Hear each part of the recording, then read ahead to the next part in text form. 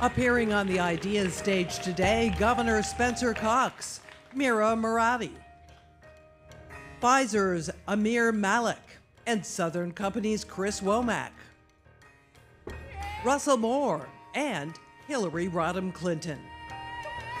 And now please welcome the Atlantic's Alice McCown.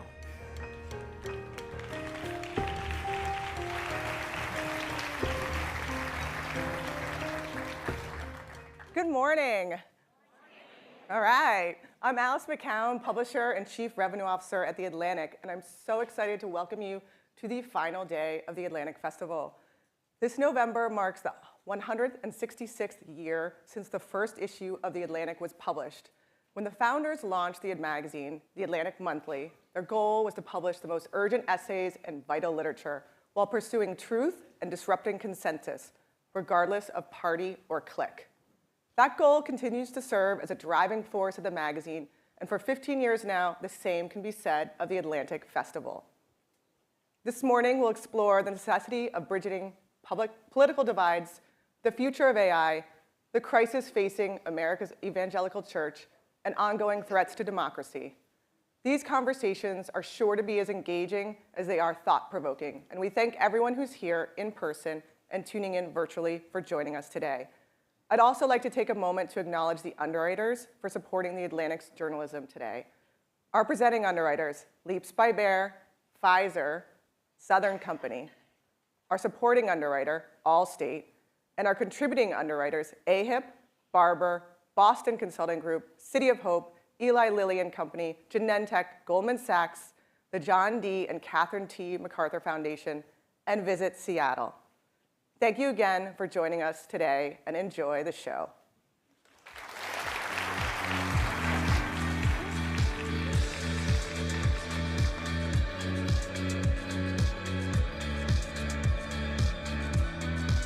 Here to discuss shifting the political discourse, please welcome Utah Governor Spencer Cox with McKay Coppins, a staff writer at The Atlantic.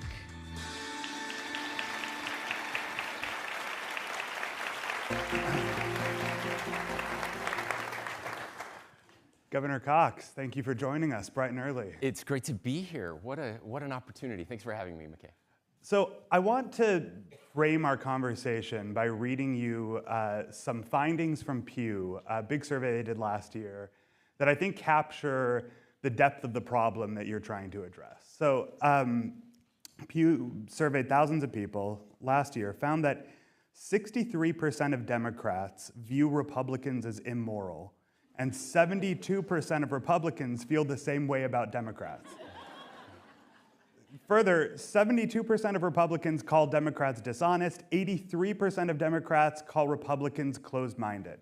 So what that says to me is that we're at a point in this country where significant majorities of people on both sides don't just disagree with each other. They see the other side as fundamentally bad people whose views are invalid, right? Now, before we get to the potential solutions and kind of the initiative that you have, I'm curious how you've seen those conditions manifest in your own state, in your own life as a political leader.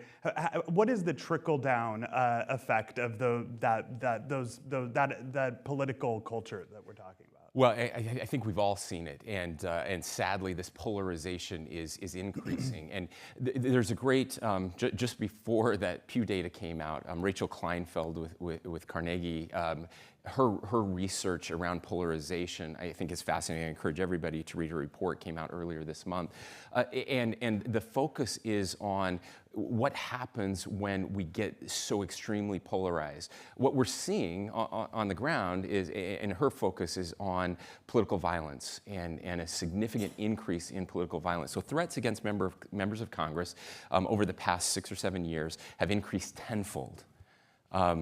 So again, threats of political violence increased tenfold. Against the judiciary, it's doubled. And that's kind of the extreme of what happens when we drain all the trust out of the system. Now, she's also studied failing democracies, republics like ours, across the world and across time. And she will tell you, and says in this report, that we're passing all of these checkpoints. So look. I mean, you tweeted last week, I believe there is a very real chance of a complete failure of our democratic institutions in our republic. So Yes. just so the group here understands how seriously you take it. Yeah, no, you think this is funny? No, seriously though, I'm not prone to hyperbole. I'm usually the person who is very cynical and dismisses, all of that. Sadly, politicians, one of the things that I think is different today is that politicians have figured out how to use fear to divide us. So some of that data coming from Pew, why is it we think that? And why is that so dangerous? And I'll say that in just a second, but I truly believe that we're living through kind of an 1850s experience in our country again. And as you drain the trust from the system, as Jonathan Haidt said, you end up with not just failure of democratic institutions, but the end result of that is not just us hating each other in a pluralistic society, but it ends with people shooting each other. And that should scare all of us. And it should scare all of us into doing whatever we can to stop that, to kind of re-engage each other in positive ways. But here's the point to all of this. That is, it's not what Republicans and Democrats believe. It's what Republicans think Democrats believe and what Democrats think Republicans believe. It's called the perception gap, and we've all heard about it. It's very well documented. It exists. It turns out that most Republicans and most Democrats aren't that far apart philosophically. We just aren't. But we think we are, and that's dangerous because if you think that the other side is willing to violate democratic norms, if you think the other side is willing to engage in political violence, if you think the other side is willing to do all of these crazy things, then you give permission to your side to do the same things. That's what's dangerous, because we start trying to one-up each other. Well, if Democrats hate the Constitution or are trying to destroy this country, then I guess we have to do that too. And if Republicans are trying to destroy the country and January 6th, then I guess we have to do that type of stuff too. And my question is always, where does it end? Where is the line? That Overton window just keeps moving, and we become numb to it. So we hear the latest thing, and again, I will say that every Republican thinks all the Democrats are like AOC, and all the Democrats think that we're all Marjorie Taylor Greene. That's what you all think, and it's not true, and we know it's not true. But again, all of the systems, social media, cable news, what do? They reward the loudest voices and the most extreme voices, and that makes us think that everybody's like the extreme voices. So you and other governors have developed this initiative that you think you're hoping will address this problem. You call it Disagree Better. Tell us, it's interesting because I think it's slightly different from some of the talking points we've heard in the past about we just need greater civility and we need to be nicer to each other. It's a little different from that. So tell us what this initiative is and how you think it'll work. Sure. So as chair this year of the National Governors Association, bipartisan organization, 50 governors, Republicans and Democrats, we always have a Republican chair, a Democrat vice chair, and we switch every other year. So Governor Polis of Colorado, my neighbor, is the vice chair this year, and we is just looking at the landscape. I was going to choose something like education or healthcare policy, like governors have done in the past.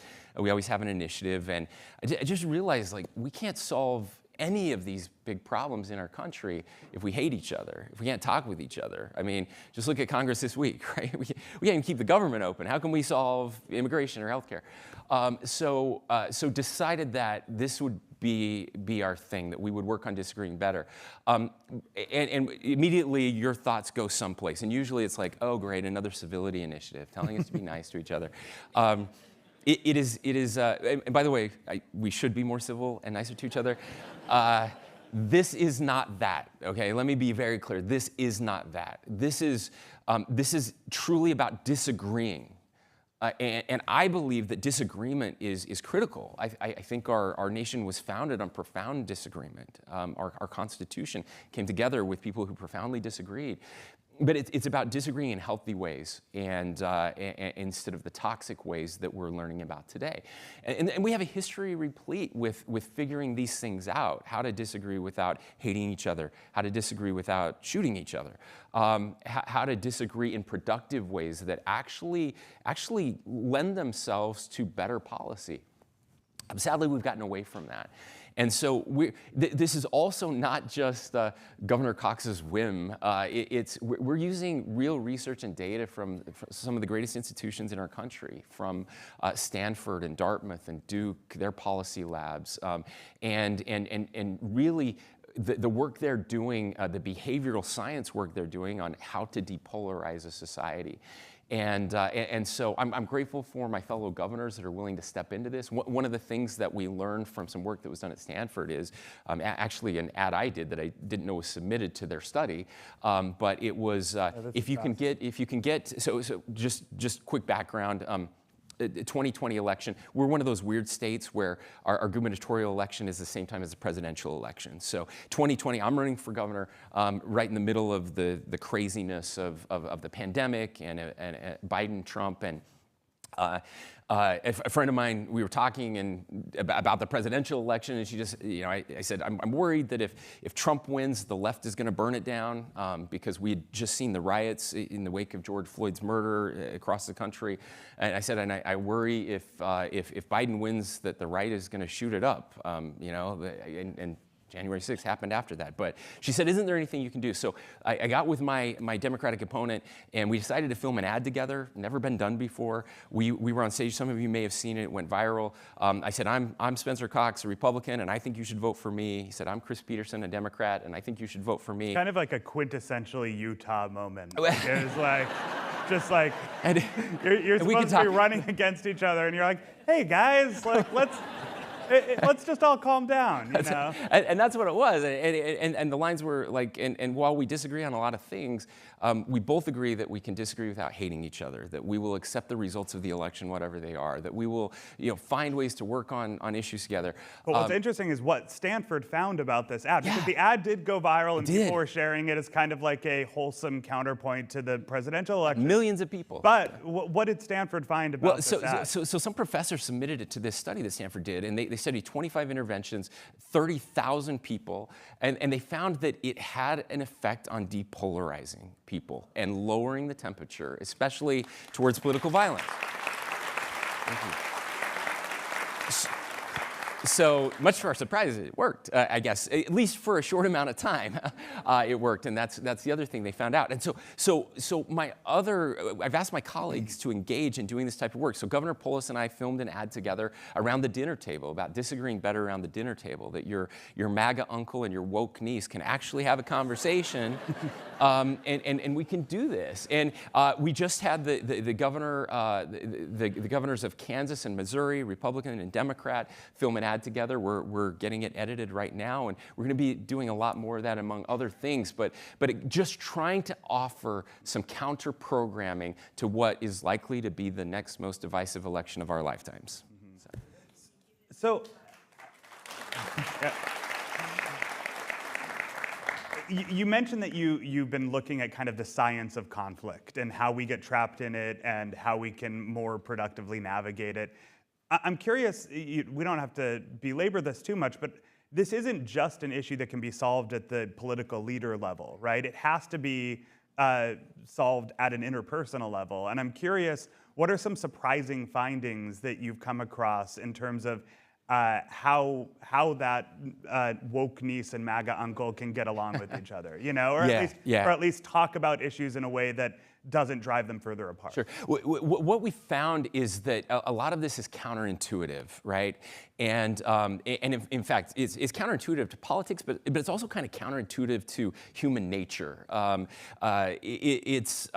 John Adams said that at our core, and again, without institutions and without patience and humility, these virtues that are so missing, that we are all craven political beasts, basically. That's what he said. At our core, we're all this. And so, look, what I hear the most often is, I hear it a little more from the left than the right, but from the left I hear, why would I engage with those people who hate everything about me, disagree with who I am as a person, LGBTQ community. Why would I engage with those people when they don't give me the respect or dignity of humanity? And the answer actually is, and the studies are very clear, first of all, it's the only way to get them to change hearts and minds and engage in their humanity. That instead of, when we attack people, we never change their minds, right? We just don't. It never works. And yet it feels so good to us, and it feels good to the people around us, right? and it feels good on social media. We get that dopamine hit. And it gets eyeballs. And so the media is like, well, I want people to read my story. They're not going to read it if we just sit up Not and the talk about Atlantic, nice but other except media the, outlets. everywhere except the Atlantic.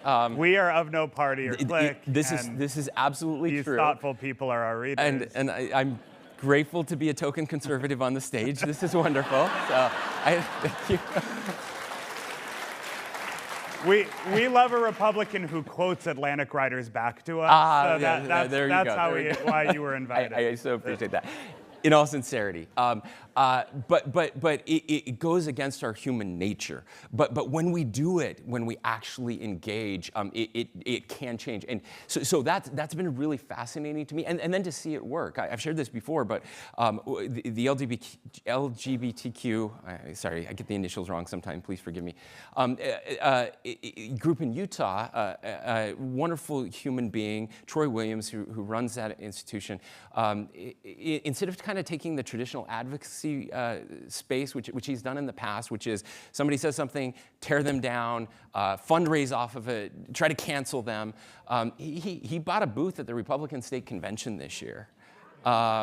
And people were very upset, tried to get them thrown out. And to his credit, he came, and it was fascinating to watch the stories. Like, people came very angry, like screaming, and he would engage kindly. He would use curiosity. He would ask them, tell me more about why you feel so strongly about this. And truly wanted to know, why do you feel this way? And eventually they would say, well, I love my family, I love my country, and I feel like what you're doing is destroying it. And he would say things like, I love my country too, and I'm glad you love your family. Tell me more about your family. And then after a while, he would say, well, can I tell you how I feel? And because he'd been so willing to listen, not just listening to argue or debate, but truly interested, then they would say, sure, tell me how you feel. And one of the most extreme cases, at the end, he would always say, now I'm going to give you the last word. And this person who was incredibly angry at the beginning gave him a hug and apologized.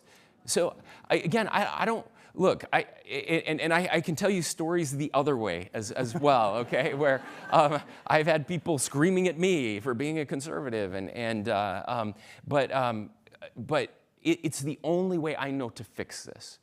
So you can complain and say, this isn't fair, you shouldn't ask me to have to do this. I'm like, keep doing it your way, and let's see how this ends. And it ends very badly for us. So let's stay on LGBTQ issues for a second, because I think a lot of people in this room are nodding along to what you're saying, about cooling the temperature in the culture wars and improving our political discourse. But where the rubber hits the road with this stuff is always when you get to an issue that people disagree about so profoundly that they don't see it, they see it as non-negotiable, right? And so, to that end, let's talk about, for example, transgender healthcare. You signed a bill earlier this year that banned transgender healthcare, or certain forms of it, so-called gender-affirming surgery, hormone therapy for people under 18 in Utah. You obviously received enormous backlash from the LGBTQ community in Utah and across the country.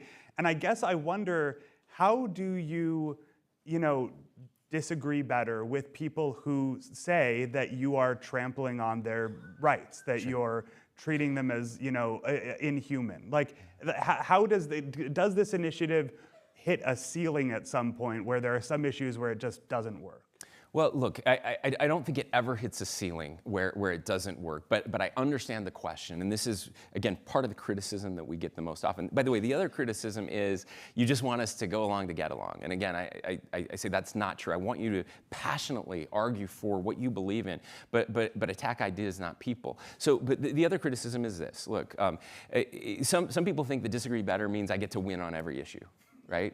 And that's just not true. That's not how it works in government or in a society. You win some, you lose some. I do think there is an issue with trust being drained out of the system and trust in our institutions. We can talk about that later. But in this particular situation, so I get asked, how did you do this? It looks like, the conservatives got their way, and the LGBTQ community, the transgender community, they just lost. And that's certainly one way to look at it. Another way to look at it is I invited transgender youth and their parents to the governor's mansion, along with legislative leadership and the people who were running the bill, before the legislative session started, so that we could get to know each other, they could get to know each other as real human beings. Because I knew this was going to come up, I knew it was probably going to pass. I can talk about why I signed it. We don't have time to go there. But this night was really important. And it changed a couple things that I think matter. One is it changed the tone of the debate. If you look at the debate in other states on this issue across the country, some of the things that were said are just terrible, just awful. And there was a little bit of that here, but mostly it was respectful. And I think that matters. You may think that's a distinction without a difference. I think it matters. There were some changes in the bill that I think mattered. It went from a complete ban to a pause, where we're going to get more science, more research, more information down the road. And I think that matters. Again, the end effect is the same, but I think that matters. We added $1 million to organizations that give free therapy to transgender youth. Again, in a super conservative state with a super majority Republicans, they set aside money to help transgender youth. And then for those who were already going through those processes and already on those medications, they allowed that to continue, which didn't happen in many other states. So those were 3 changes that happened to the bill, I think, because we had this moment where we came together, even though we disagreed passionately. The last thing I want to say is, and this got no attention, again, in a super conservative majority legislature, we passed a bill that ended or banned conversion therapy, and it passed unanimously. And this was the same legislature, and that got no attention. We had a signing ceremony, again, with Equality Utah and the Eagle Forum, and the 2 most conservative. By the way, that bill started out as a bill to reinstate conversion therapy. And because they sat down together in a room for weeks and negotiated in good faith, and didn't blow each other up in the media, didn't try to tear each other down, they came to that conclusion. So again, if you have a transgender youth, you might be really angry at us right now. And some people did move out of our state, and I feel terrible that they felt like they had to do that. So I'm not saying you shouldn't be angry, or that you shouldn't be upset, or that you shouldn't be passionate and disagree, but I am saying that because we were able to engage in good faith, some different things happened. And again, traditionally, that's what we've done as a country, but the last 10 years, we're not doing any of that. I want, in the last few minutes we have, to talk about another driving force in our polarization is social media. Yeah. And Utah has taken a kind of distinctive approach to social media, big tech, particularly when it pertains to teens. Let me make sure I get the details right, but you recently passed legislation that would prohibit people under 18 from having social media accounts without parents' consent, that would enforce a statewide social media curfew for kids, and that would give parents access to their kids' private messages. what was the thinking there? What problem were you trying to address, and how has it worked so far? Yeah, well, so I'll answer the second question first. So we have a year-long implementation. So it actually hasn't started yet, and we're working with tech companies to implement the kind of and there's technology also that they some want. litigation. There's some lawsuits. litigation that are happening in other parts of the country that we're watching very closely, in Arkansas, who followed us, Texas as well. But look, the problem here that we have seen, again, that experts have seen, the rates, especially amongst youth, of anxiety, depression, and self-harm, suicide, starting in about 2011, 2012, have just skyrocketed. Again, the data is very clear. And more research is showing not just a correlation, but a causal link between an increased use of social media and a degradation in mental health with our young people. And that's what we're trying to get at. That's what we're trying to solve.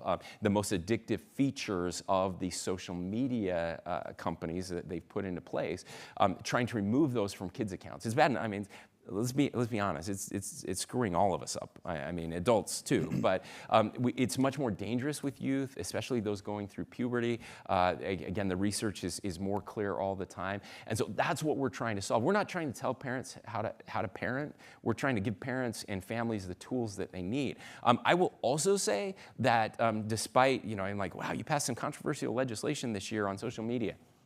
It's the least controversial legislation we've ever passed. 85% of Utahns support it, and like 10% don't know, and the other 5% are opposed to it. It's that small.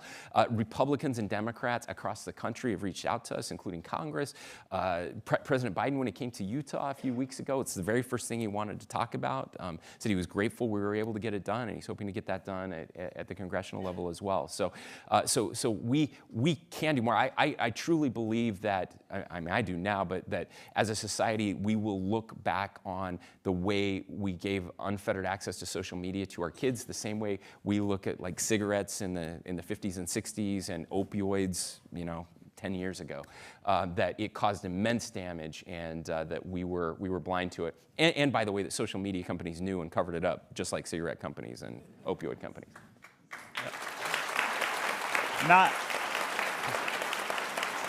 Not to step on the applause here, but you are a pretty well-known Twitter addict. Yes. I feel like you need to disclose that for the group here, as am I. We do. In fact, I think that's how we met the first time, was via Twitter. And so I will say, speaking as an addict, I have deep insight into how dangerous these tools can be. By the way, I don't know if you've heard, it's X now. It's X, I'm sorry. Apologies to Elon, wherever he is. Is he not after me? Yeah, we'll see. Maybe a special guest appearance. So I guess the last question I want to ask you is, there's no getting around the fact that as you are working to improve the political discourse and the political culture in this country, you belong to a party that's led by a man who his entire persona is sort of anathema to this project, right? You mentioned we're probably heading into another extremely ugly, extremely divisive campaign season. First, I should get you on record. Do you want Donald Trump to be your party's nominee next year? And then the follow-up to that is, if he is, what is that going to do to this initiative? Sure. So I know we're winding up. Thanks for having me. I really appreciate this. I can just see your bosses are like, oh no, Mitt Romney's retiring. We've got to find another Mormon to get on stage with. And here we go. Sorry. No. Does that mean you're running for Senate? No, Can I get you on the record? I'm not running for anything. No, I should say member of the Church of Jesus Christ of Latter-day Saints, but it steps on the joke. It does, I know.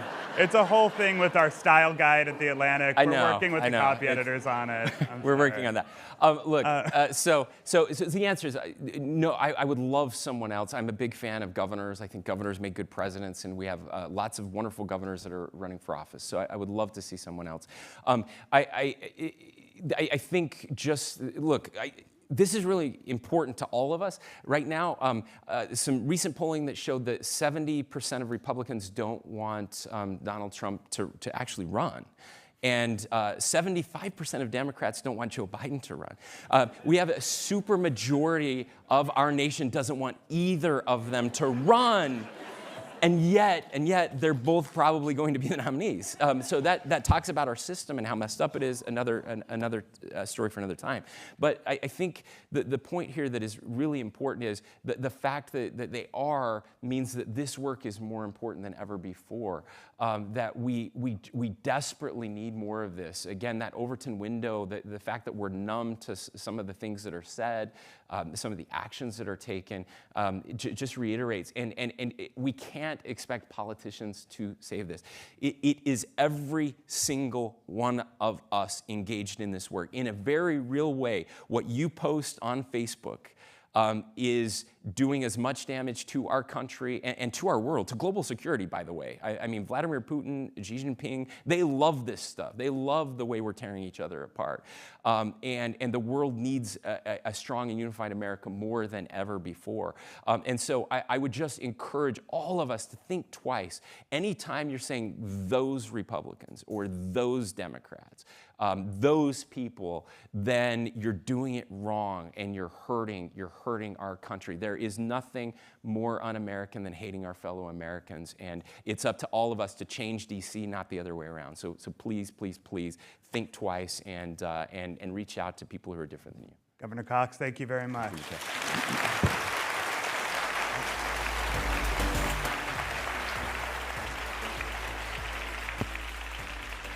For a conversation about AI and the future of humanity, please welcome Mira Murati, the Chief Technology Officer for OpenAI. Here to lead the discussion is the Atlantic staff writer Ross Anderson.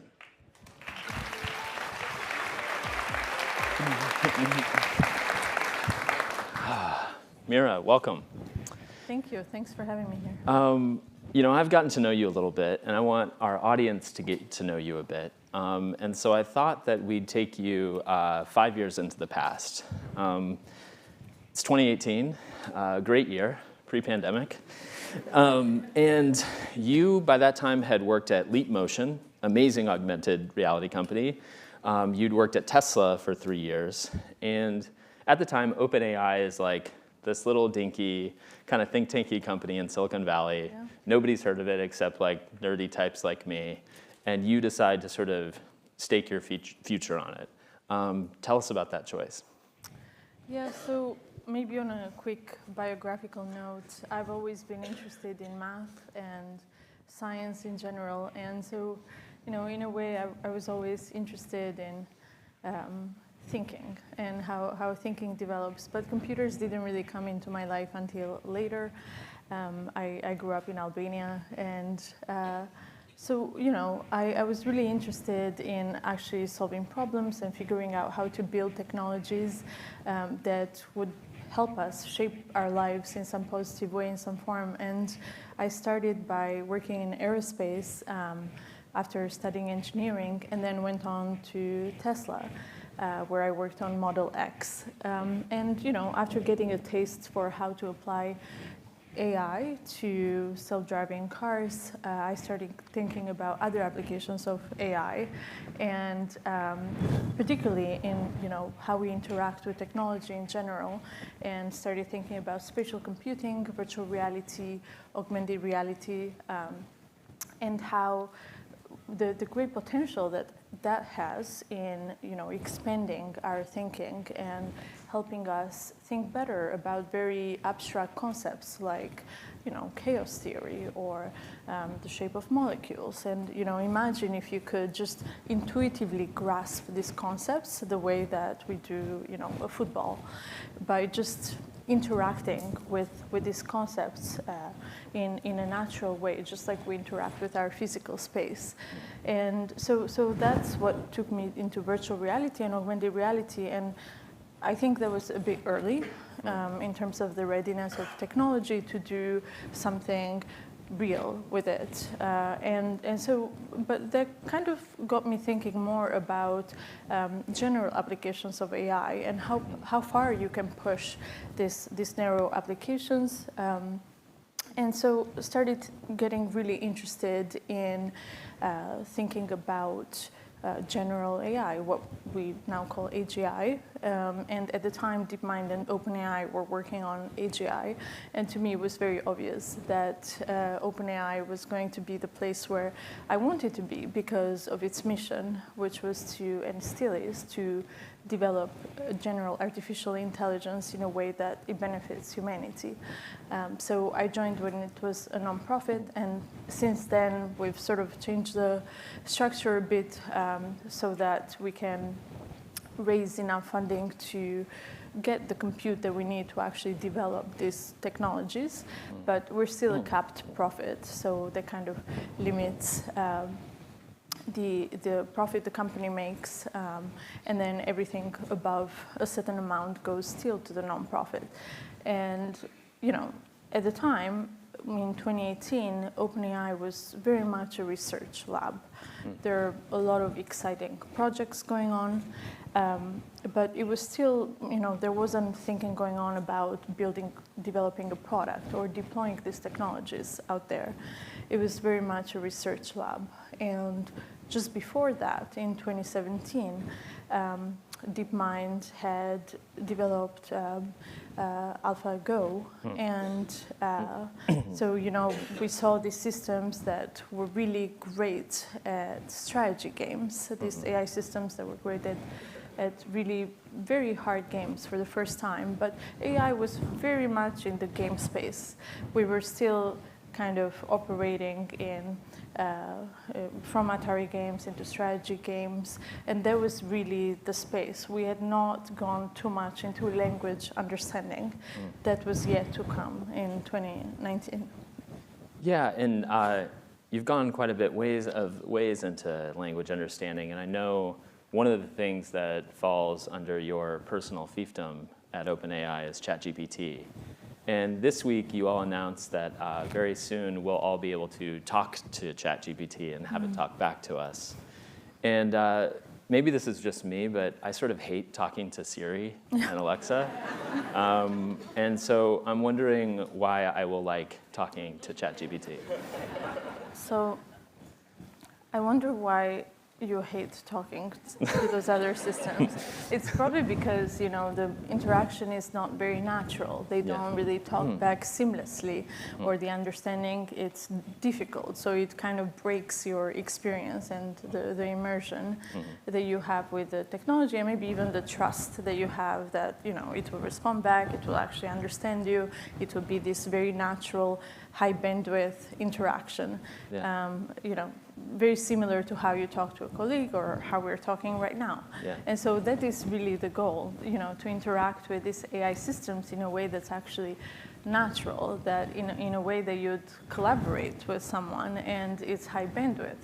You could talk in text, just exchange messages, or we could talk like this, or I could show an image and say, hey, look, I got all these business cards when I was in the Hill in these meetings. Can you just put them in, my contacts list, something like this?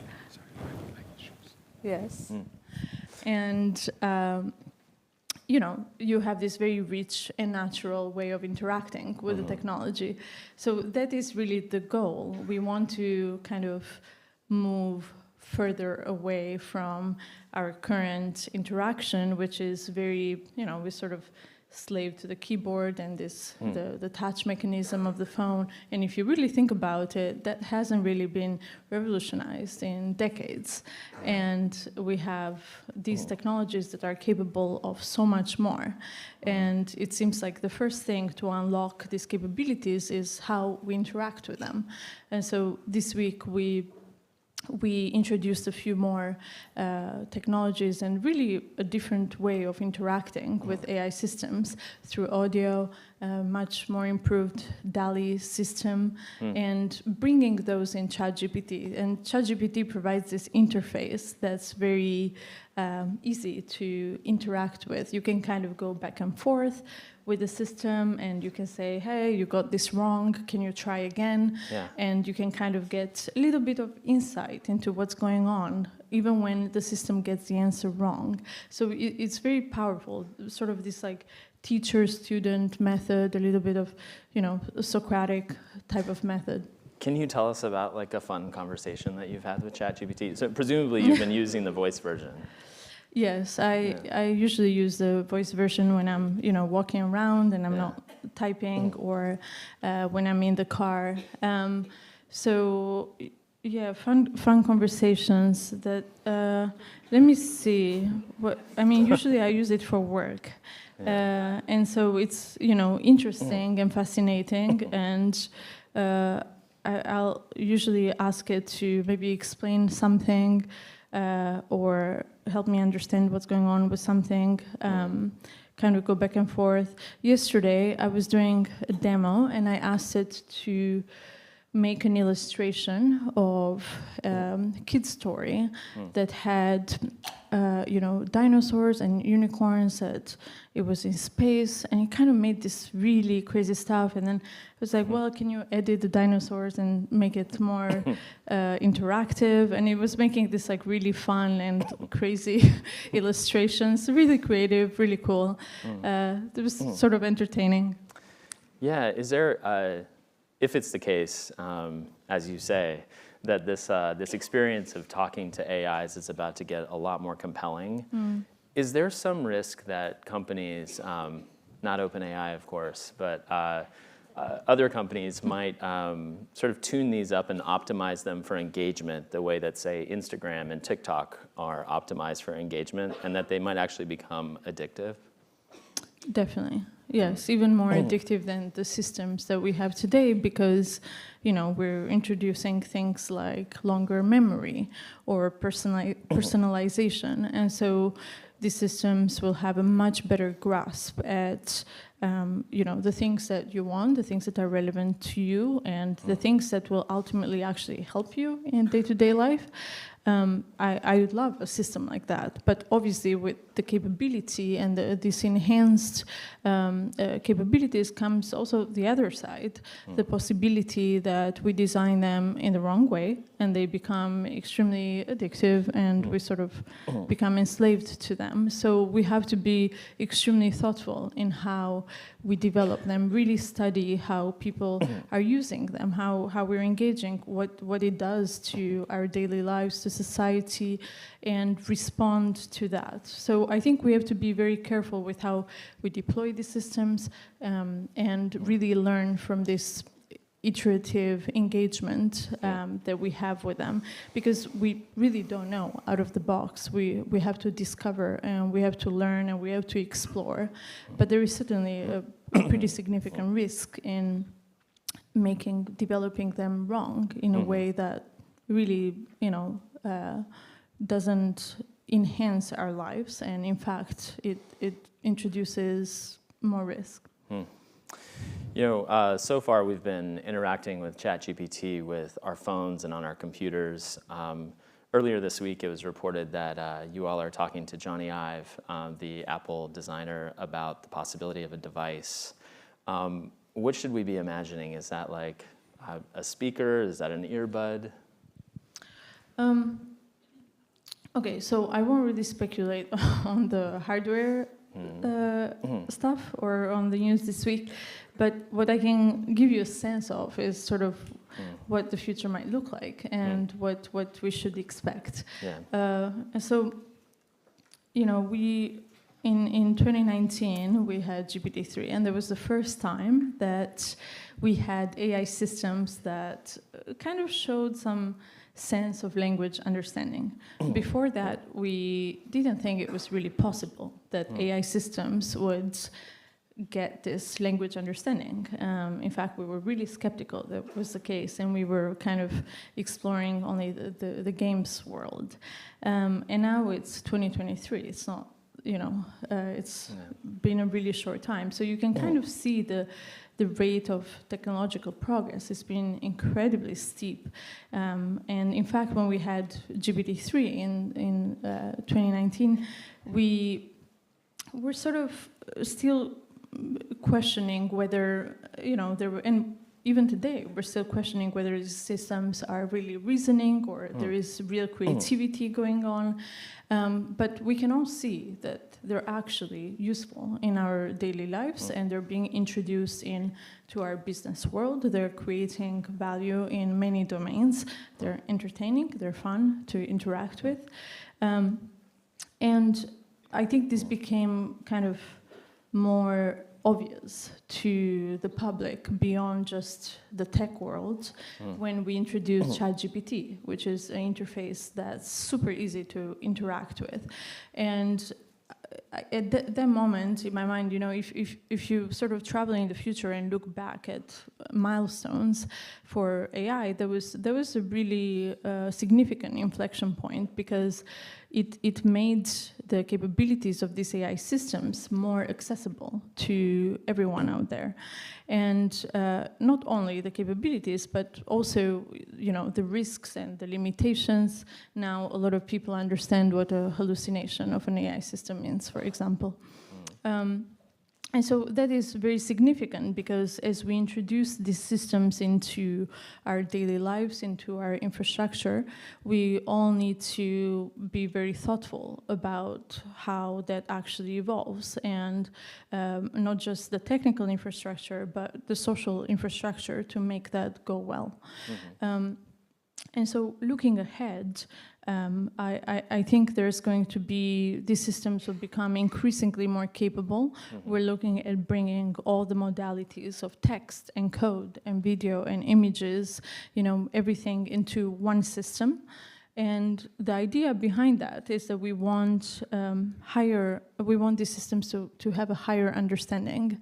Ultimately, that's where we're going. We're trying to build this generally intelligent system, and what's missing right now is new ideas, a system that can generate a new idea. That means that, you know, to generate a completely new idea, like theory of general relativity, you need to have the capability of abstract thinking.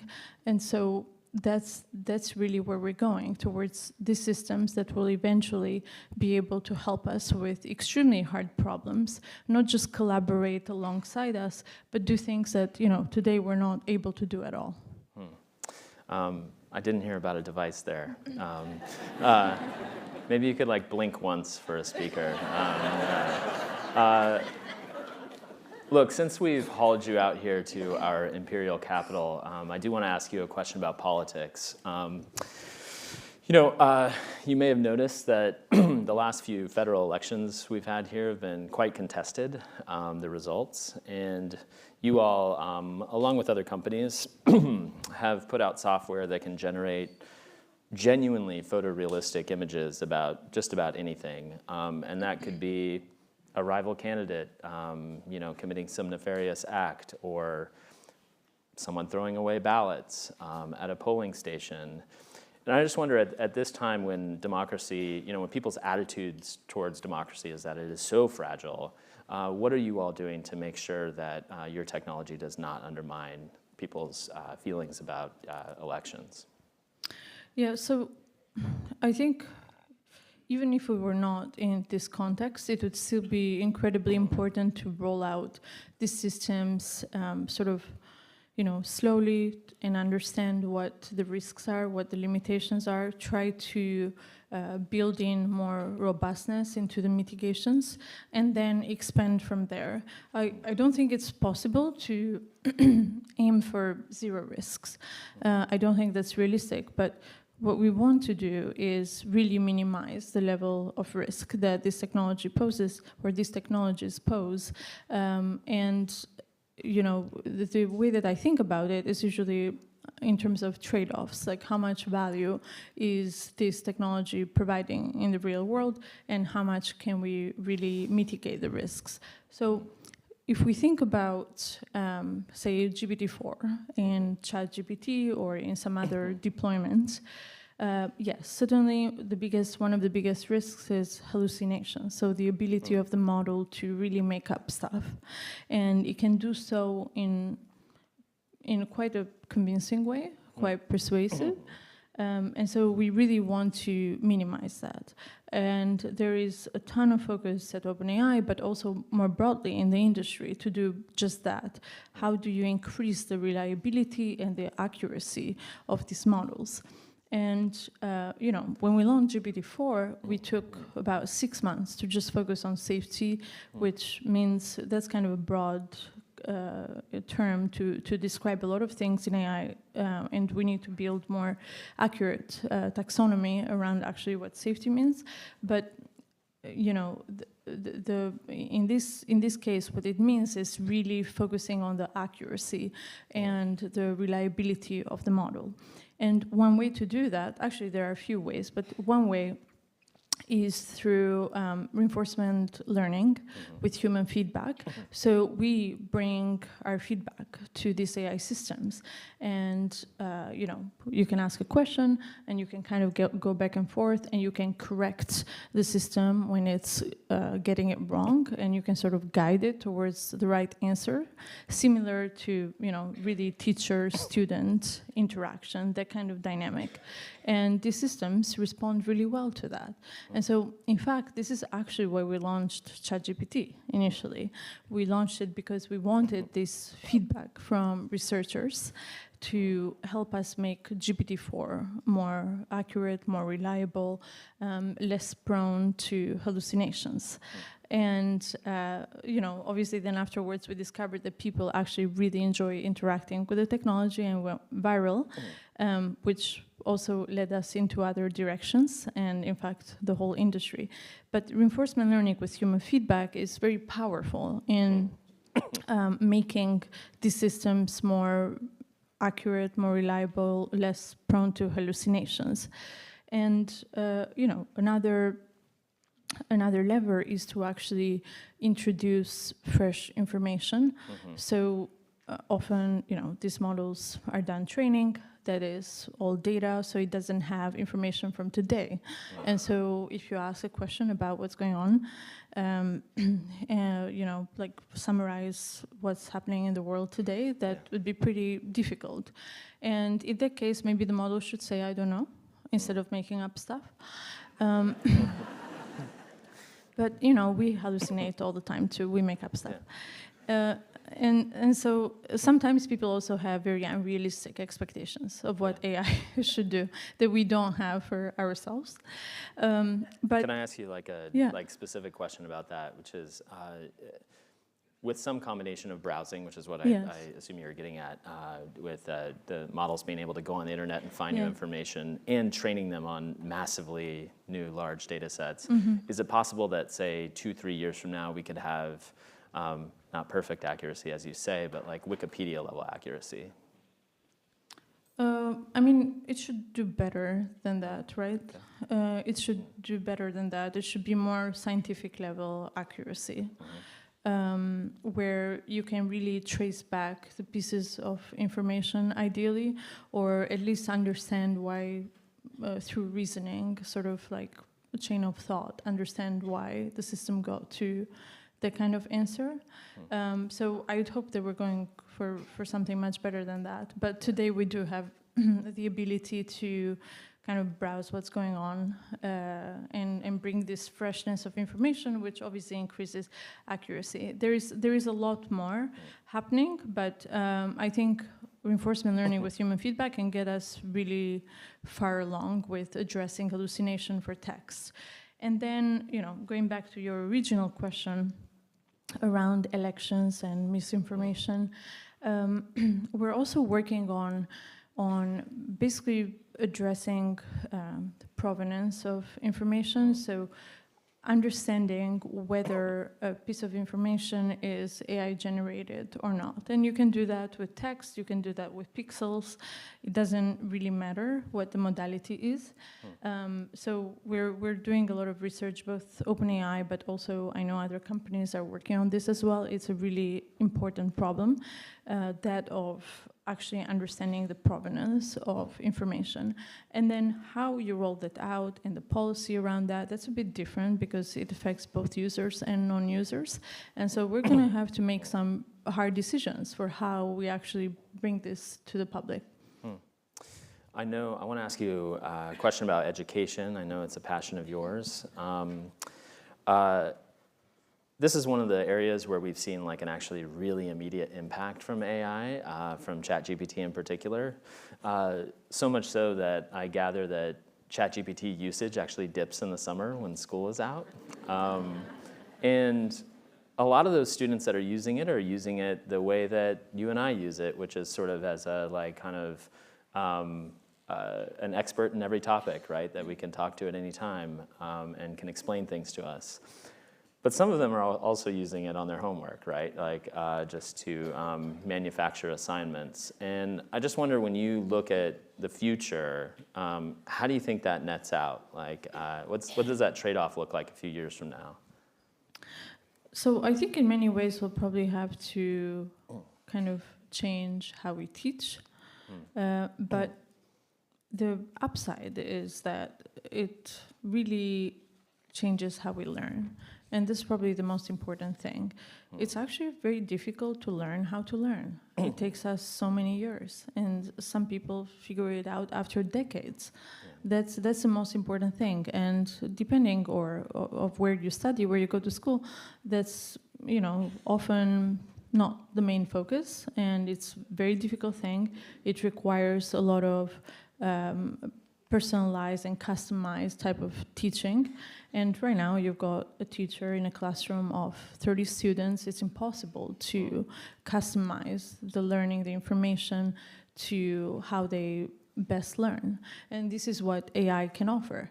It can offer this personalized tutor that customizes learnings and teachings to you, to how you best perceive and understand the world.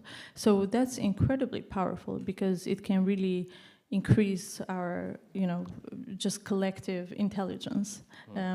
But of course, there is this downside that, if you bring these technologies to the way that we currently learn and study, then it does create these issues of people using it to, copy homework and things like that. So I do think we need to figure out how we do this. How do we change the education system, the way that we teach, to kind of minimize the downsides and encourage people to actually use it in a way that is beneficial and it's great and it's enhancing. I've already heard from university professors that they're thinking of removing concept of grades from some of their classes, because then this would allow students to focus more on actually learning and using, and I heard from them that they would actually encourage the use of ChatGPT, so it's, students would actually use it to learn and to do a much better job, and would not focus so much on actually getting the grades, a higher grade. So, I mean, I'm not an expert in education, but I think we have to be creative, and we will have to adapt. Society will have to adapt to these new technologies. It occurs to me that an AI that can write convincing college papers might be quite competitive at a lot of jobs, maybe even mine. When I talked to Sam, your CEO, earlier this year, he was quite frank about this, right? He says, jobs are going to go away. And I wonder, I know that you all spent a lot of time thinking about the implications of this technology. And so internally, just like, what does that look like? Is that like, oh, don't worry, people in DC will sort of develop new social programs that'll blunt that? Because if so, we should talk about DC. Or is there are you imagining some other way out of this problem? So I think this is actually the first point I would make, is that this is why it's so important to bring these technologies into the collective consciousness, so people understand the impact, not from papers, not from articles, but from living them and really seeing how it affects your job, how it affects your life, and adapting to this change, because it's incredibly rapid. It's completely unprecedented, and it affects everything, because intelligence is such a universal unit. It will really change everything. And so we need everyone to understand what we're doing and what we're building, and sort of make this available to people and make it accessible, sort of slowly, and do so safely and thoughtfully. But it's important to actually bring it out there. And yes, it will, jobs will be lost, some jobs will be created, but just like every major revolution, I think a lot of jobs will be lost. There will be probably a bigger impact than on jobs and in any other revolution, and we have to prepare for this new way of life. Like maybe we work much less, maybe the work week changes entirely. Okay, so then how do people live? There are ideas being explored around UBI. We probably have to be creative and think about other social programs as well. I know there is a lot of engagement right now with DC on these topics and understanding the impact on workforce and such, but we don't have the answers. We're going to have to figure them out along the way, and I think it's going to require a lot of work and thoughtfulness. Mira, thank you for being with us today. That's great. Thank you so much.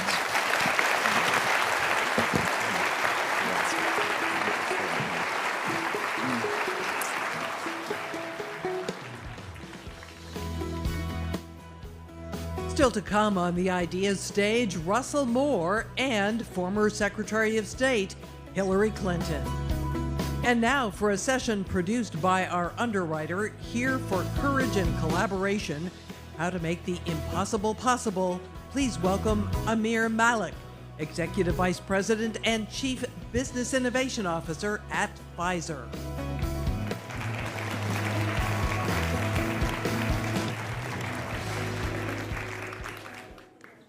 We Came in Dows is a book written by Cynthia Salvadori. It tells the story of families that emigrated from the Asian subcontinent to Kenya and East Africa in the early 1900s. It tells the story of my grandparents. It tells the story of my parents.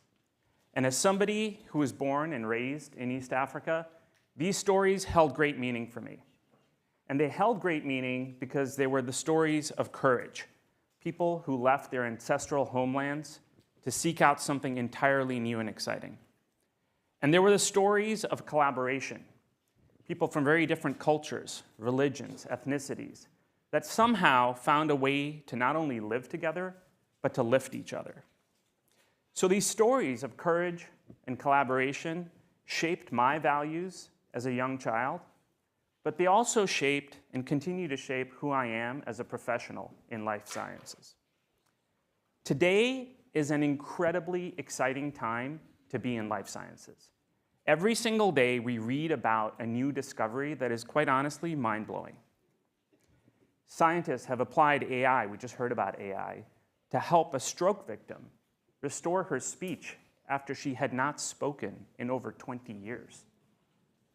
Researchers at MIT have developed a wearable ultrasound bra that can detect breast cancer in real time. There's other scientists who are working on developing a mobile vaccine printer that can literally print hundreds of vials of vaccine in a rural community in a single day. These examples are incredibly inspiring. But if you take a moment and think about what it takes to take an invention like that and actually make it real, to put it in the hands of patients, it's incredibly difficult. You need scientists to invent and validate this science. You need regulators who can understand it and approve it.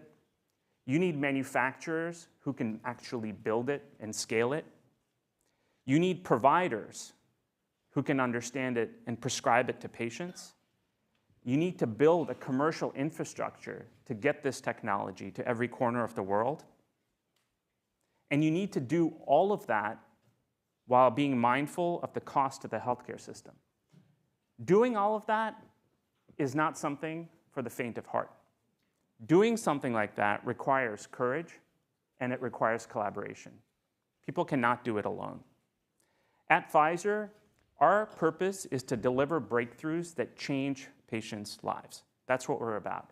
And embracing courage and collaboration has always been part of our DNA. Whether it was bringing penicillin to the world during World War II, or developing with our partners BioNTech the world's first approved COVID-19 vaccine, this is what we do and this is who we are.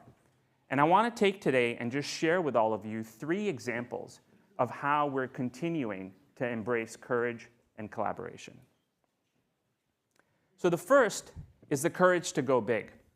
If the last 3 years have taught us anything, it's understanding the power of what can happen when you are all in on something. We're taking our experience and we've made the decision to go all in on defeating cancer.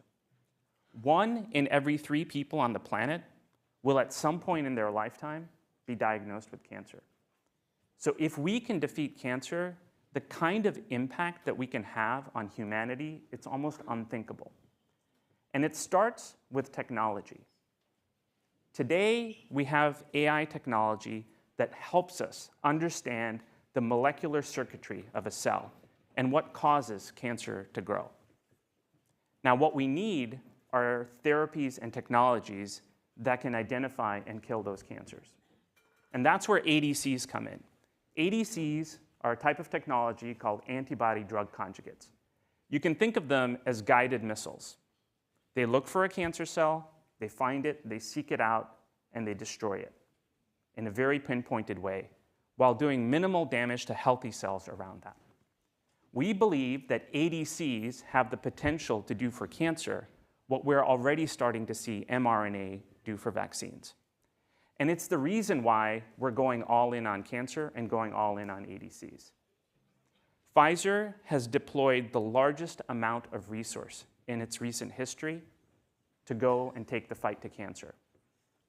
We are proposing the acquisition of a company called Seagen that is the world's leader in ADCs to help bring them together with Pfizer and advance their incredible technology. Together, we're convinced that we can take a cancer moonshot and turn it into a cancer moon landing. Now, sometimes you have to have the courage to not buy something. If you look at the biotech world, so much exciting innovation is taking place in small biotechs all over the world. Now, typically what happens is that a biotech company will develop a drug, they'll advance it, and at some point, not all the time, but many times, a large pharmaceutical company will acquire that drug, take it through to the finish line, and commercialize it. And we certainly do lots of that. However, we think that there is a bigger role that we can play. And that's why we created Pfizer Ignite. Our idea with Pfizer Ignite is to literally do that, ignite the biotech innovation system. So what we're doing is we're providing financial support, strategic advice, and bringing all of our capabilities to provide operational support to biotechs all over the world. And we're doing it with no strings attached. In one of our recent collaborations, we've already helped a biotech company take one of its cancer drugs and eliminate 2 years from its development timeline. That is 2 years sooner that patients will get that therapy. We think if we can get this right, this is a win for biotechs. It's a win for us because it gives us line of sight to future innovation, but most importantly, it's a win for patients to get access to better medicines faster. And sometimes we need the courage to do something that has never, ever been done before. Now, most biotech companies are focused on developing a particular drug in a particular therapeutic area. Our partnership with Flagship Pioneering aims to do something entirely different.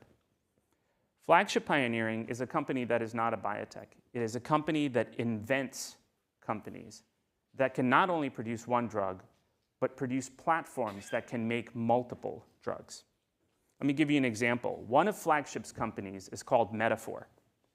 Now, the team at Metaphor took their inspiration from the owl butterfly.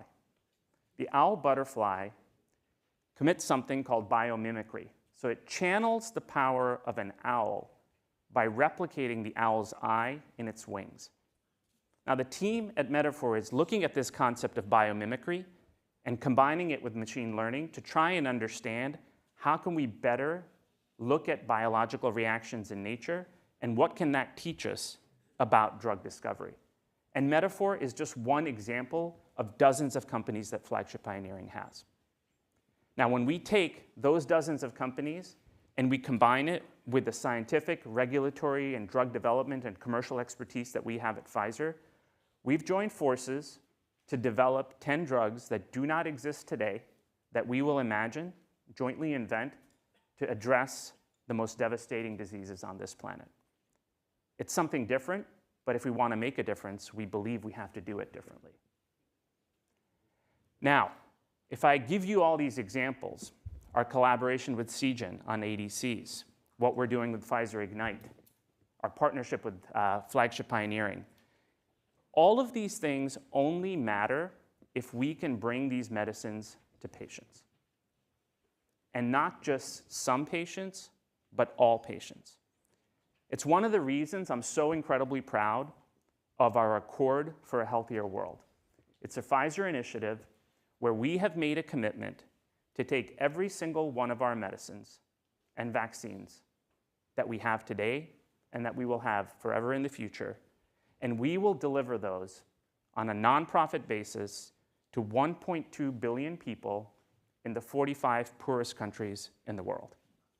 And for a kid who grew up in East Africa, to see the science that I have the privilege of working on today reach patients in a truly new and novel way is an incredibly compelling circle made complete. Now, courage and collaboration are not just immigrant values. They're not just Pfizer values. They're not just life science values. I fundamentally believe that these are values that all of us, both as individuals and as part of the organizations that we belong to, can embrace to take a step towards betterment and to take a step towards innovation. We just all need to figure out how we want to do that. Thank you for your time.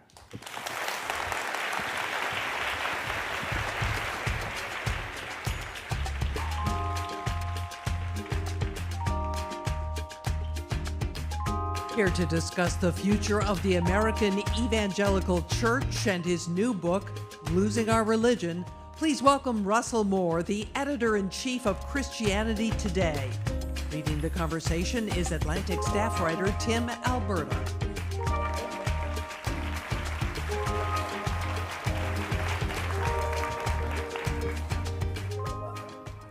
Good morning.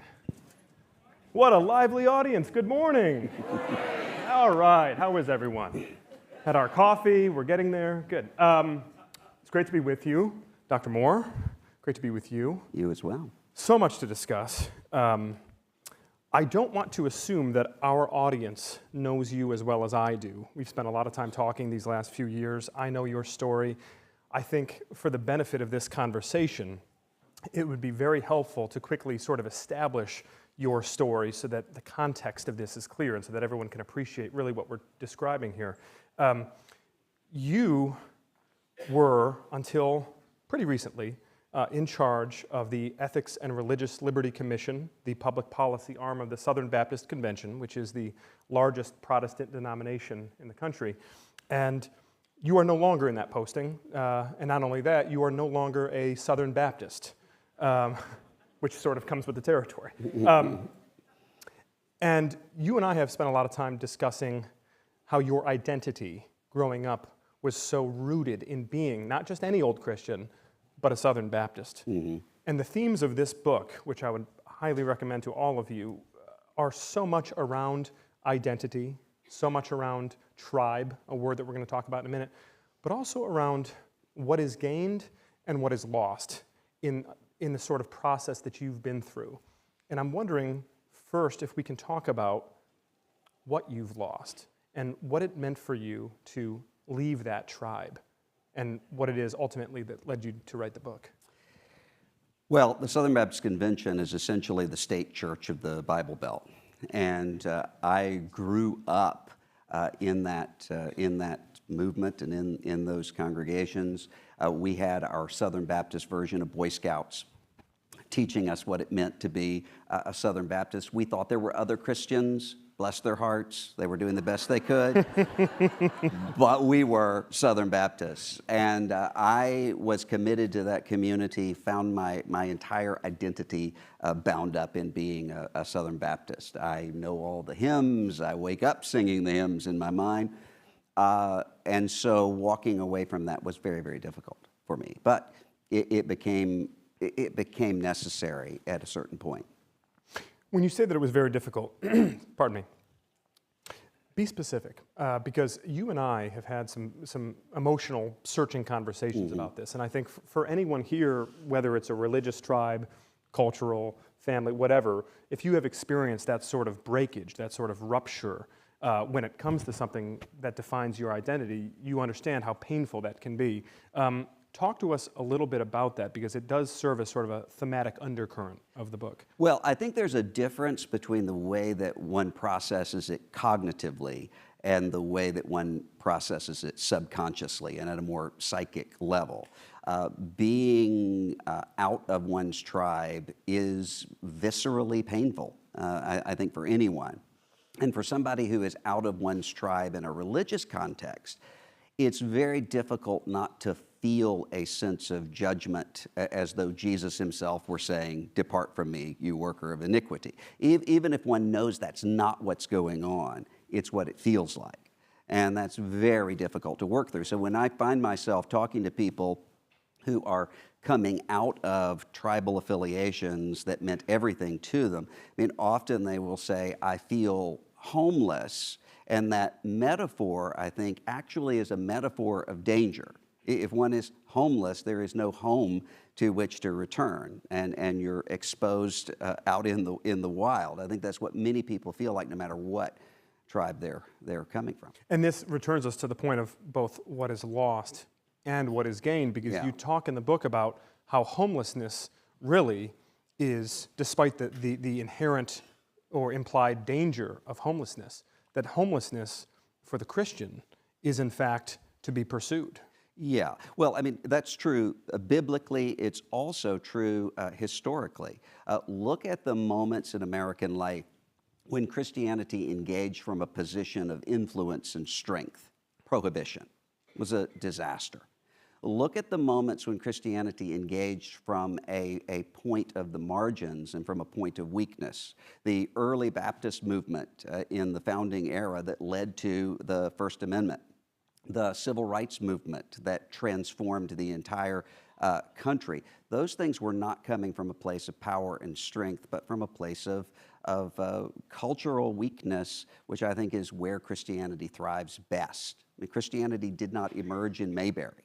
Christianity emerged in a very hostile Roman Empire and thrived, because there's the point of the fundamental strangeness of Christianity where I believe lies its power.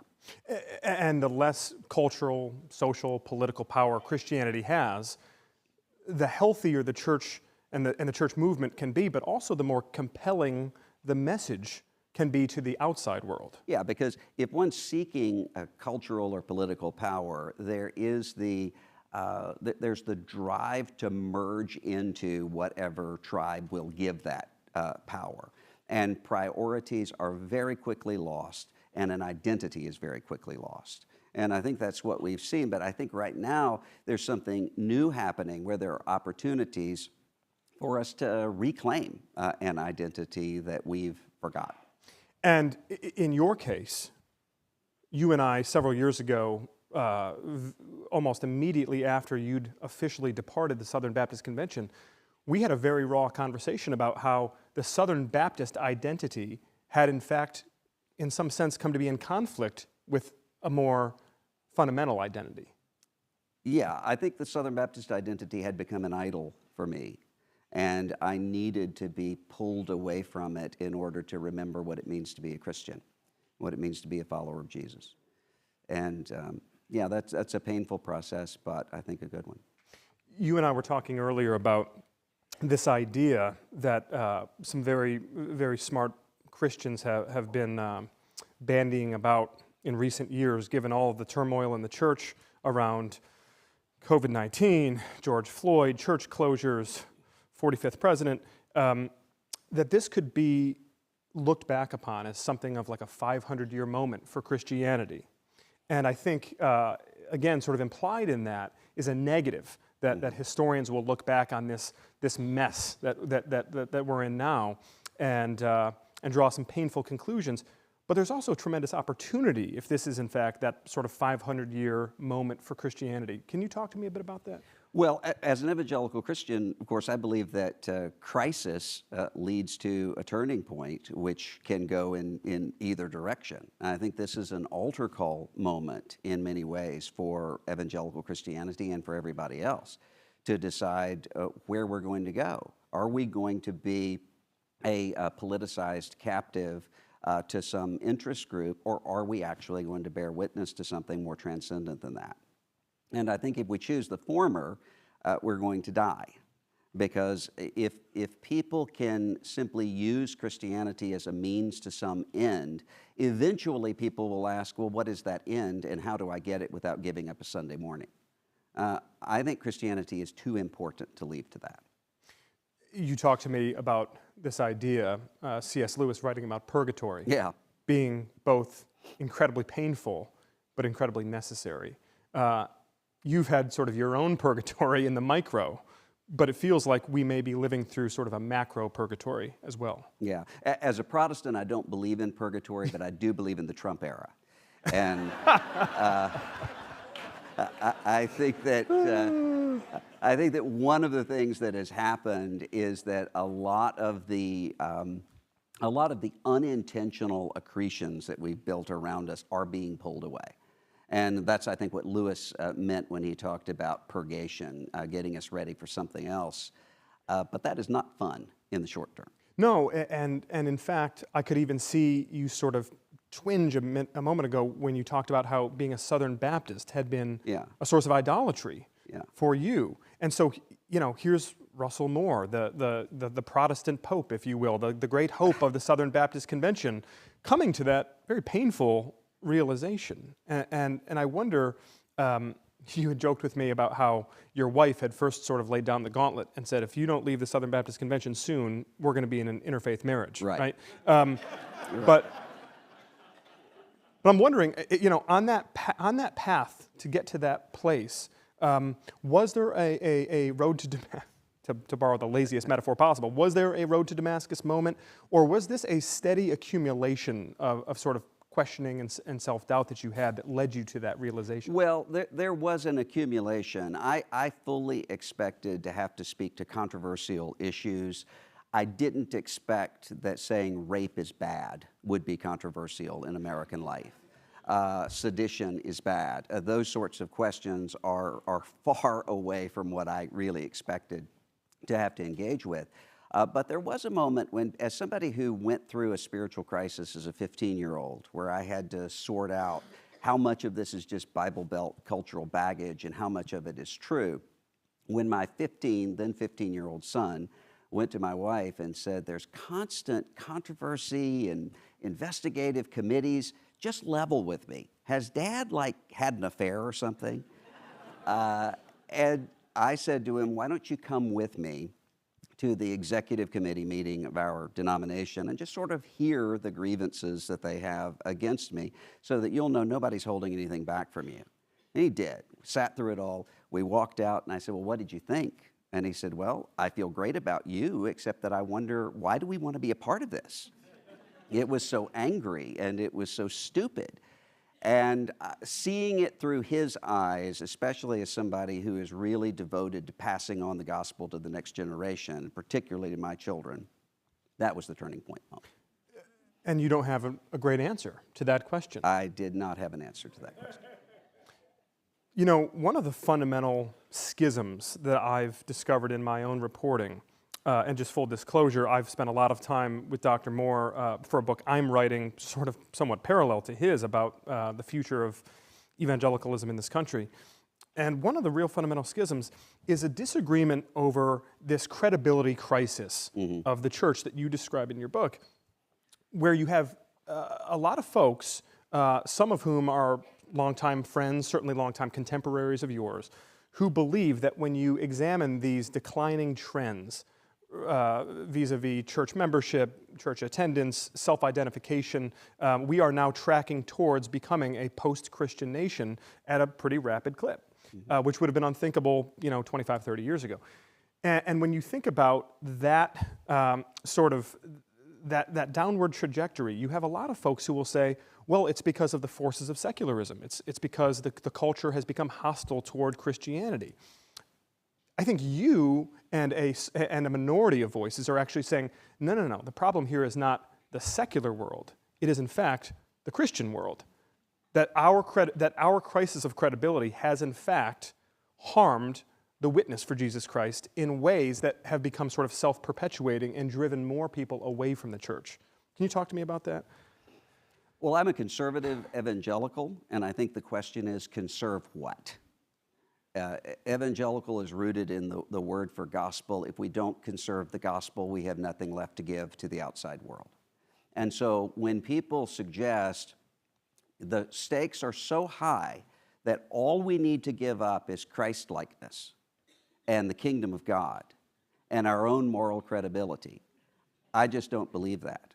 I think that the issue is not just what we're talking about, but the way in which we talk about it. And if we can't say to the rest of the world, here's how you should follow Jesus, and that's so important that we're going to refuse to follow Jesus to get you there. Yes. I think that's insane. This is the George W. Bush, I had to violate free market principles in order to save the free market. Yeah. You have people saying, in order to preserve Christian virtue, I, in fact, need to discard Christian virtue. Yeah, or the old billboard in the South by one of the White Citizens Council members, to hell with Christian principles, we've got to save the church.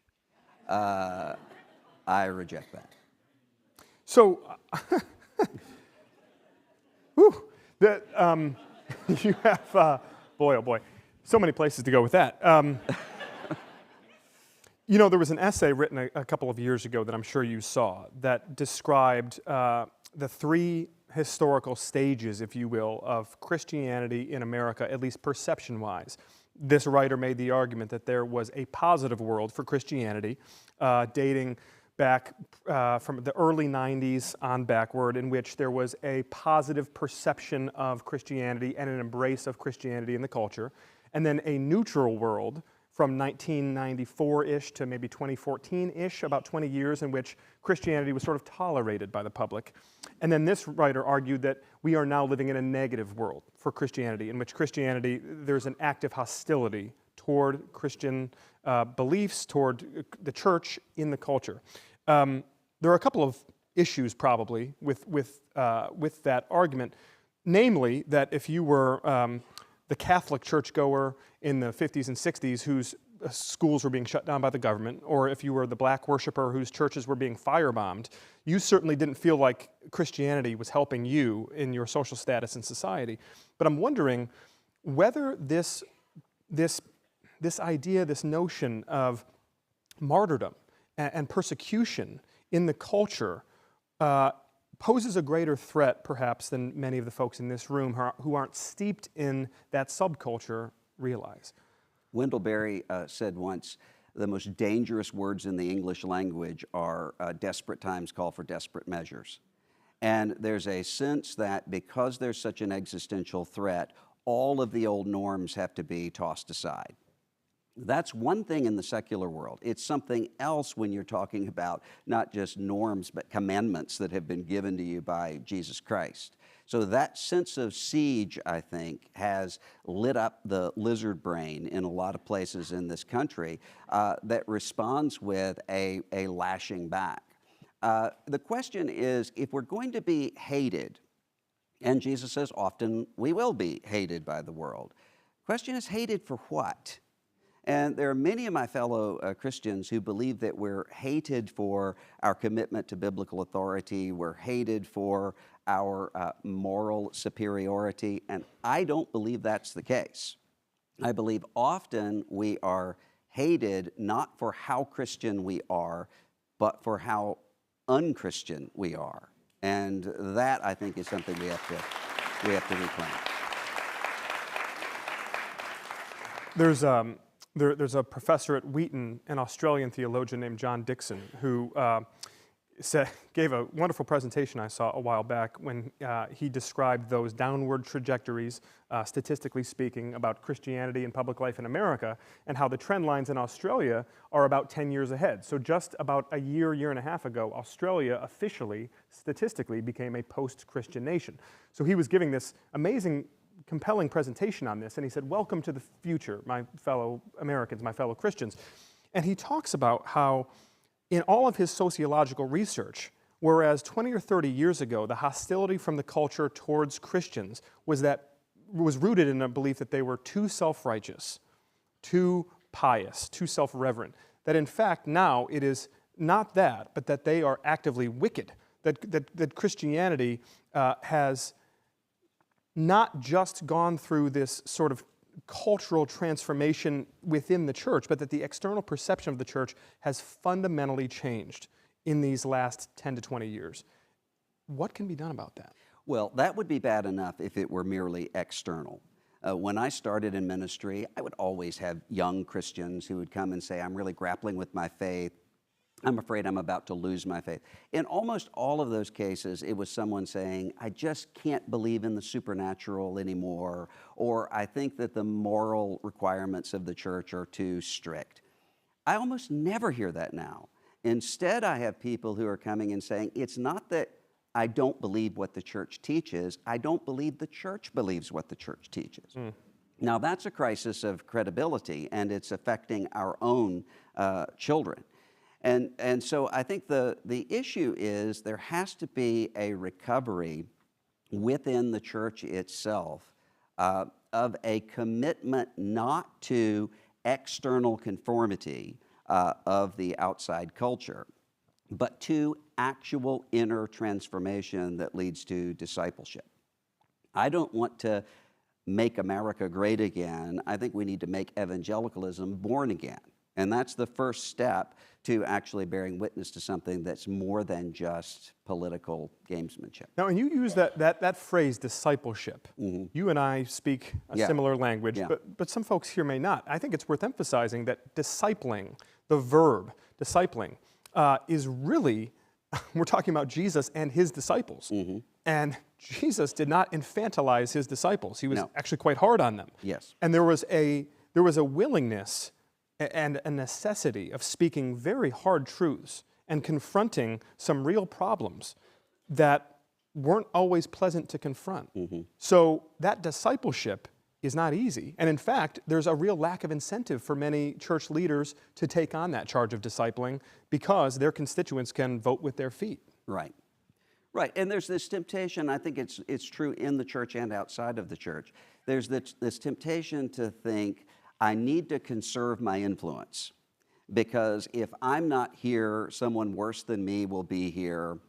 And so I need to sort of wait until the moment when I can speak to these things. Problem is, there never comes a moment where someone can say, now I can afford to say uncomfortable truths. That moment never comes. And so people conserve their influence all the way through to retirement. And the church suffers, and America suffers for that. I think that what is necessary is both good news and bad news. I mean, that's what evangelical revival meetings are all about. You need to repent, you can be saved. We need to speak to ourselves both the hard truths that's more than just public relations, that it actually costs something to follow Jesus Christ, and the good news to say the church has been through difficult times before, has been revived before, and can be again.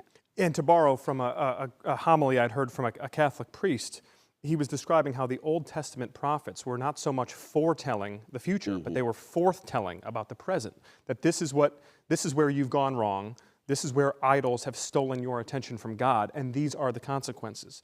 You mentioned a moment ago the sort of generational dynamic at work here, and how for your children, for mine, for the next generation of evangelicals, the children of the moral majority, if you will, how they are perhaps the great hope to unlocking this. You had told me a fascinating story a while back about how, this illustration of how for so long you'd met with parents for decades who were concerned about the information consumption, the cultural stuff coming into their kids' brains and how it was taking them further and further away from Christ.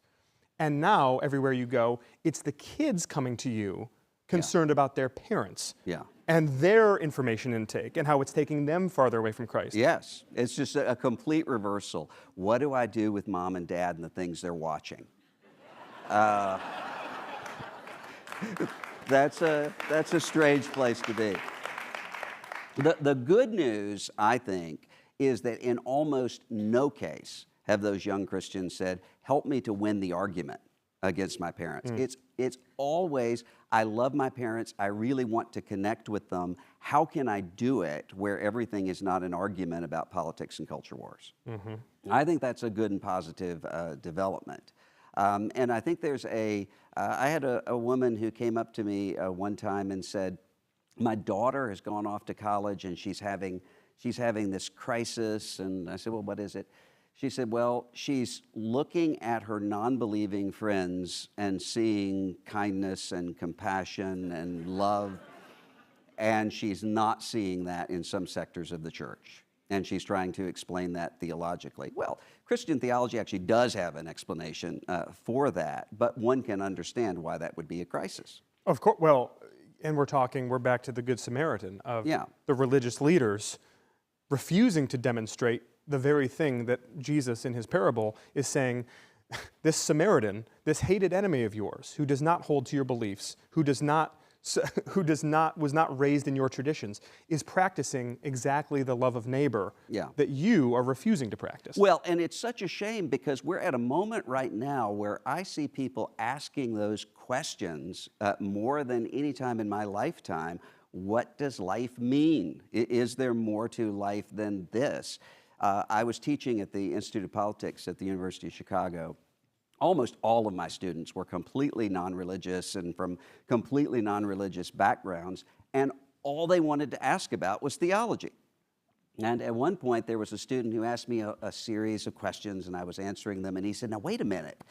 So you're kind of, I don't know if this is offensive, you're kind of a Bible thumper, right? And I said, after 6 years of being accused of being a cultural Marxist, I feel so seen. Yes, that's exactly what I am. You know, those allegations of cultural Marxism, of being woke, I mean, these things don't really mean anything anymore, right? No. They're just slurs. But they come from a place of, you write a lot in the book, and you've talked a lot about nostalgia. Nostalgia for a bygone era, for an idyllic America, this positive world of Christianity that this writer, that this essayist had described. The problem, as you write in the book, that nostalgia is inherently the enemy of revival, right? That you cannot have both. Yeah. Why? Revival has to be something new, and it means that something old has to collapse. What nostalgia does is want to go back and retroactively edit the past to make it different and to make it the place to which we should return. I will often have Christians who will say, we just need to get this country back to where it was before the culture fell apart. And my response is always to say, you're a Christian. You've never seen the world in which the culture's not fallen apart because the culture fell apart in the Garden of Eden, in our view. And so in every era, there is going to be woundedness and sin and death. That's not something that was present in the 1990s or the 1950s or the 1770s or wherever someone wants to return. And to your point earlier, the Bible is written from the perspective of the underdog. Yeah. The Jewish slaves in Egypt and the Christians living under Roman occupation. So how do we, in the bosom of the American empire, if you will, return to and embrace that sort of marginal countercultural Christianity that has produced some of the healthiest moments in the history of the church? Well, Jesus said to one of his disciples, Peter, you will be led where you do not want to go. And I think right now it may be that circumstances are taking us where we do not want to go, not our own will and volition and conviction. And so there is a place after the sacrifice of the credibility of the Christian church, where a new generation of Christians must speak. And they're speaking in a very different setting. I mean, there was a politician who said to me one time, thinking about running for president in the future, and said, can you give me some good, growing, young evangelical churches in Iowa and South Carolina for me to know about? And I said, I can do that, but none of them will have you speak. None of them will give you their church directory. That is not the way that they operate. They think in very different terms. I think that is happening right now. And for people who are accustomed to evangelical Christians being sort of cicadas that go into dormancy in between Iowa caucuses, that's a very different reality. Indeed. Boy, the metaphors here are just... So let me close by asking you this, Dr. Moore. Again, you have gone through a pretty remarkable journey here, and a painful journey. And you and I have had some emotional, very hard conversations about what you have lost. Dear friends, people who, you told me at one point that what you had once planned to be your funeral program with who would have spoken had to be ripped up because a lot of those people are just not in your life anymore. It's an incredibly painful thing. But I'm wondering, in all of that loss, what has been gained for you, and what might be gained for those listening who have experienced a similar journey? Well, I think that there's a shifting happening right now, and there are a lot of old alliances and coalitions that have been ripped apart, but there are new alliances and coalitions forming of people who are realizing, wait, I never knew that we actually were in agreement, and we agree on much more than I think. I think you see that happening in the secular political world, in which people are saying to one another, we can argue about all of these things, but we have to have a democracy in order to argue about that. And I think you're seeing people in the church who thought we were in different tribes and different worlds, but we're actually together on what really matters. And I think that's where it starts. In our 30 seconds or so remaining, I'm going to offer you that rarest of opportunities in Washington, D.C., an open-ended invitation to proselytize. What is it for the person in this audience? Because you are an evangelical, and believe it or not, the idea there is to evangelize. Right. So if you were to speak to the person in the audience who is searching, as you described a minute ago, where do they start, and what do you say to them? I would say just spend some time reading the Gospel of John and consider this figure of Jesus, and realize that he never idealized the church. He never idealized Christianity. He said, come and see. And when you see this figure and you listen to this figure, I think you might find that's worth giving everything up for. Dr. Moore, thank you so much for your time. Thank you all for listening.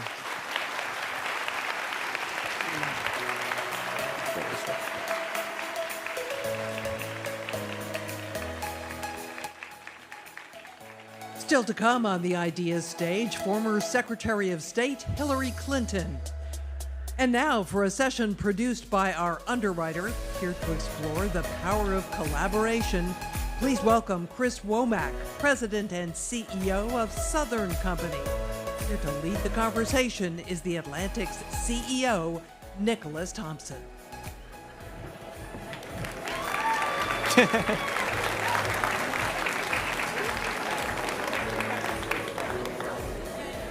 All right. Chris, thanks for joining us here. Nick, it's a pleasure to be with you. Awesome audience. What an awesome day. This festival has been superb. Good morning. How are you guys doing? Great to be here on a nice Friday morning here in Washington, D.C. It's much better than New York, where I've been getting texts from my wife about our flooded basement. But not, and videos. But not as nice as Georgia. What's going on? Yeah. All right, well, let's get into it. So you run an energy company. I do. At a time of where the debate over global warming, as many of us know here at the Atlantic Festival, is the hottest, most intense debate in this country. Watched a lot of videos of yours, read some transcripts. You are always talking about collaboration. Who needs to collaborate better with whom? Yeah, let me first, let's give our appreciation to Dianne Feinstein for all that she's done for this country. And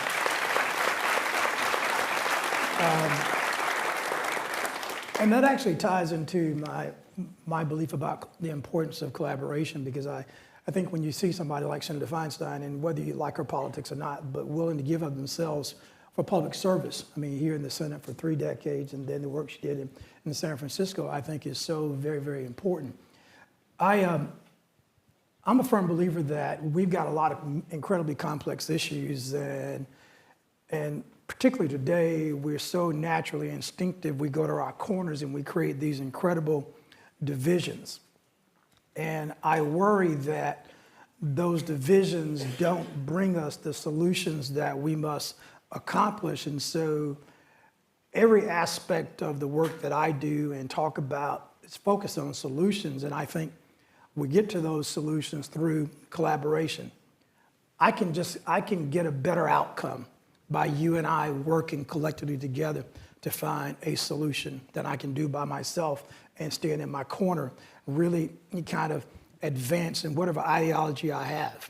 And I think about that about our business, because as we move through this energy transition, and we are moving through this transition, I mean, if you ask me today, say 2007, I mean, if you were in my service territory, you asked me, how are we keeping the lights on? I'd tell you 70% of the power would have come from coal. Today, less than 20%, probably around 14%. So we're making that transition, but we've got to do it, I think, in a very collaborative fashion that says there's energy and power that you need to support your lives, to support your business, to support this economy. But we've got to make this transition in an orderly manner that focuses on things like being clean, being safe, being affordable, and also being reliable, but also being resilient when our friends in other countries like to try to come and manage our grids and break into our data. We've got to be incredibly resilient. So I think I can do that better by not having the environmental community on one side and me being on the other side. I love our stakeholder engagement work. I can get better solutions, I think, by us focused on collaboration and understanding the power of collaboration in terms of ultimately finding better solutions for our companies, better solutions for our communities, but also better solutions for the world. Let's focus on this transition, right? Everybody agrees. We all want it to be clean. We all want it to be reliable. We all want it to be cheap. That would be great. It'd be great if we had a power source that was all 3 of those things and was perfect. And we can do all of that. Well, okay. I mean, we can. All right. Well, let's talk about one of the things. You're all in on nuclear. I am. Maybe everybody here is all in on nuclear, but I guess maybe not. So let's make the argument for why nuclear hits all that. Because one, it's carbon free. Definitely. And it's incredibly reliable, and it's not, I mean, whether the sun shines or not, whether the wind blows or not, guess what? It's going to run. And you as customers, you as individuals in your communities and in your business, you want that reliability. And so, yeah, our company made a major investment, and we started a little bit over a decade ago, and we brought the first new nuclear unit from start to finish in this country in over 30 years. And so we're now, thank you very much. And we're moving toward completing the second unit. Maybe, I don't know, there's a shot we could do it by the end of the year, but we've told the markets that we'll get it done by the end of first quarter of 24. And so as you look at all the issues that we're wrestling with around the demand for power, I mean, if you listen to Elon Musk, Musk will say we're going to need 3 or 4 times the power we have today to support electrification. Bill Gates said we got to increase power supply by some 40, 50, 60%. And so in order to do that, I can't do all of that with wind and solar. I can't do all of that with battery storage. I can't do all of that with hydrogen. I can't do all of that with carbon capture. One source I think that is fundamental and foundational to the energy grid and to the energy mix is in fact nuclear. And so, yeah, I'm bullish on it. I mean, I'm proud of the work that we've accomplished. Yeah, it wasn't easy. And I'm proud of the team that we have at Southern Company. And what I say to them is that we've demonstrated we can do hard things. And so I think we're in a world today that, I mean, the complex nature of issues are so daunting, and it looks like we can't get them done. I think we have to give hope and demonstrate hope to people that we can do hard things. And so, yes, it's hard. It's not easy. I mean, we're facing mean, we're seeing interest rates now we hadn't seen in 23 plus years. I mean, we're seeing persistent inflation. We're seeing things like AI, and my view is AI is not to replace jobs, but is to improve the content of a job and have more satisfaction in work. Yes, it will make us more efficient, but let's not view that as a threat because it's going to replace jobs. Yes, it's going to make us more efficient, but it's also going to make job and work more satisfying because, I mean, the game today is about data. And so as we utilize data to make decisions that we make and run our businesses, you know, as we use more technology, it's going to be more satisfying. We are going to need a lot of clean technology so Yes. we can power OpenAI and my kids can do all their homework with it. 'Cause Absolutely. It's a real demand. Yeah. Last question with a minute left. Okay, fine. So you're pushing nuclear, which Yeah. is controversial, though the audience, particularly the front row, appears to love, which is interesting and exciting. Well, believe in But it. controversial, I'm hearing Yeah. some grunts in the background. Yeah. Anyway, you're pushing some controversial ideas. You're at the nexus of environmental justice debates, Mm-hmm. climate change debates. How are you trying to keep your internal staff aligned, on board, and happy? Also, I mean, once again, building on the notion of collaboration, of us working collectively together. I mean, we also see in this world today contentions and issues about race, about diversity, and about culture. And those things are not just on the street, as I say. Those issues are prevalent inside the workplace. And so my view always is we have to collaborate. We have to talk. We have to listen. We have to understand. We have to reflect. That helps me develop a better culture. And so my view about the power of collaboration is not just about major policy issues, but it's also about major significant cultural issues to make sure that in our company, we're comfortable having uncomfortable conversations about race, about sexual orientation, about gender, making sure that we're encouraging everyone in our organization as we work collaboratively to bring your whole self to the office. Okay, yeah, we want you in the office, but bring your whole self. And as we do that, guess what? I'm gonna have a wonderful organization. I'm gonna have a wonderful company that people say, wow, I wanna go hang out with Womack. I wanna work there. I wanna do that. And so that's what we're trying to do. And it's an exciting time. Yeah, I mean, a lot of challenges, but guess what? We're gonna get through them. We're gonna be okay. This country is strong enough to make it through whatever challenges we face. But I think it's fundamental that we do this stuff together. So that's my point. That's my belief, and I'm committed to it. All right, well, we're out of time, so we're going to bring our whole selves off stage. Yeah. Thank you very much, Chris. Thank you Womack. very much. That was great. Thank you.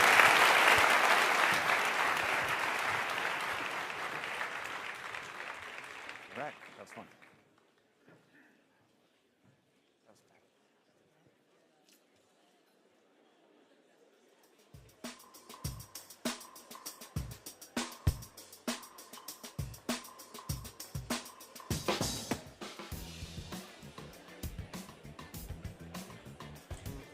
For our final conversation, here to explore the weaponization of loneliness, please welcome former Secretary of State Hillary Rodham Clinton. Joined by The Atlantic's editor-in-chief and moderator of Washington Week with The Atlantic, Jeffrey Goldberg. I told you, not the hardest crowd.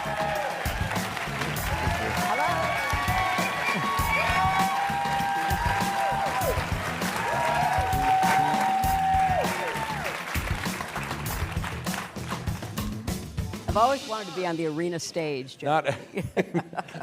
Not the toughest crowd you might face today, but you know we'll try to keep it lively.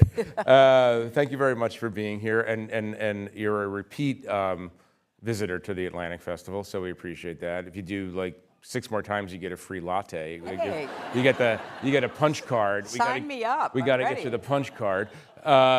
But we want to talk about some very serious things, and I want to start with a very serious and sad thing. The news this morning that your friend and colleague, Right. Senator Feinstein, has passed. You were very close with her, and I'm sure everybody would be interested in hearing a little of your recollection of working with her and being friends with her. Well, I was, yes, a friend, but also a great admirer of Dianne Feinstein. She was an extraordinary public servant and political leader, first in California, well, first in San Francisco, then California, and obviously in our country. And I saw her as somebody who was a true trailblazer because of her devotion to finding solutions to problems. You know, this sounds like old-fashioned politics, which I still adhere to. She was always looking for where that common ground could be found and inhabited. And she was absolutely fearless, but also, you know, very open. And you know, she was the primary sponsor of the assault weapons ban back in '94, in large measure because of the traumatic experience she had discovering her colleague on the San Francisco City Council, Harvey Milk, murdered. And I will never forget the speech she gave in favor of the assault weapons ban when she talked about what it is like to see someone who has been grievously and turned out to be fatally shot, and she was trying the best she could with her, literally her fingers in the bullet holes to try to stop the bleeding. And she was brave, she was honorable, she was honest, and she was willing to hold anybody to account, because one of the other amazing results of her leadership was when she chaired the Intelligence Committee, and she was determined to do a study of what had happened during the Iraq War, during the war on terrorism, waterboarding, other kinds of abuses, whether they had been directly or indirectly ordered or had a blind eye turned toward them. And she fought everybody about that. She fought fellow senators. She fought the Obama administration. She fought everybody. And she came out with a huge thousands of pages of report, later turned into a movie starring Adam Driver. But she was undeterred because she believed so strongly that you had to face the truth about whether it was assault weapons or behavior that we weren't proud of. So she was a great colleague of mine. I'll tell you one final story. So after the 08 primary, then Senator Obama called and asked if I would meet with him, but could we go somewhere that wouldn't draw a lot of attention? I thought, well, that's going to be hard. But we thought, and I called Diane. I said, Diane, can Barack and I meet at your house? And she said, sure, of course you can. And I had total trust in her. I literally got down in the back seat of the car leaving my house so that nobody would know I was coming. Obama put a press lid on, as you might remember, and told his press that he wasn't going anywhere. And then we spent, a couple of hours in her living room talking about, the campaign, about, what I would do to support him, what, he saw as the challenges in the general election, the kind of conversation that led to, our working closely together, him asking me to be Secretary of State. And Diane left us alone, except every so often, popping in, asking us if we wanted more Chardonnay. So I will miss her a lot. She was a very special person. So it was the Chardonnay Summit that led to you being Secretary of State. Chardonnay Summit. The Chardonnay Summit led to a pretty big job. Yeah. For you, yeah. Yep, exactly. Well, thank you for sharing that. We wanted to talk today about something that you've written about for The Atlantic. And the interesting thing about this subject is, it's become a little bit of a truism that politics is downstream from culture. And what we're learning more and more is that culture itself is downstream from technological disruption and psychiatry and theology and a whole bunch of other things. And so you wrote this piece for us recently. The headline was "The Weaponization of Loneliness." It's the name of this session, in fact. And in it, you're trying to explore what are the deeper causes of the polarization that we see, and the sort of the general unhappiness that isn't always supported by a set of facts, right? And I was wondering, maybe you could just walk us through a little bit how you started thinking about loneliness, atomization, technology, all of these things, and how they lead to the dysfunction that we all feel we're experiencing. That's a wonderful set of questions, Jeffrey, and really, for me, I started thinking about this many years ago. There's been a lot of commentary about what's happening to Americans, what's happening to our society, long before Trump showed up, even before the internet and social media, where people were, feeling dissatisfied, somewhat unmoored, unsettled by the pace of change. Little did we know how much faster it would move. And I wrote a book, back in the 90s called It Takes a Village, which was a... Oh, that was you? Yeah, that was me. Oh. Yeah. I didn't get briefed, sorry. Yeah. Well, I'll send you briefing next Thank you. time. Because I am coming back for the latte. Yeah, you got it, yeah. So, I wrote that book in part because of what I saw politically primarily, but also culturally, where people were, having challenges figuring out, how do we raise our children? How do we form families? How do we combine work and family, a particular issue for women like me. And so when I wrote that book, there was a lot of talk about, let's call it meaning in life, purpose in life, usefulness in life.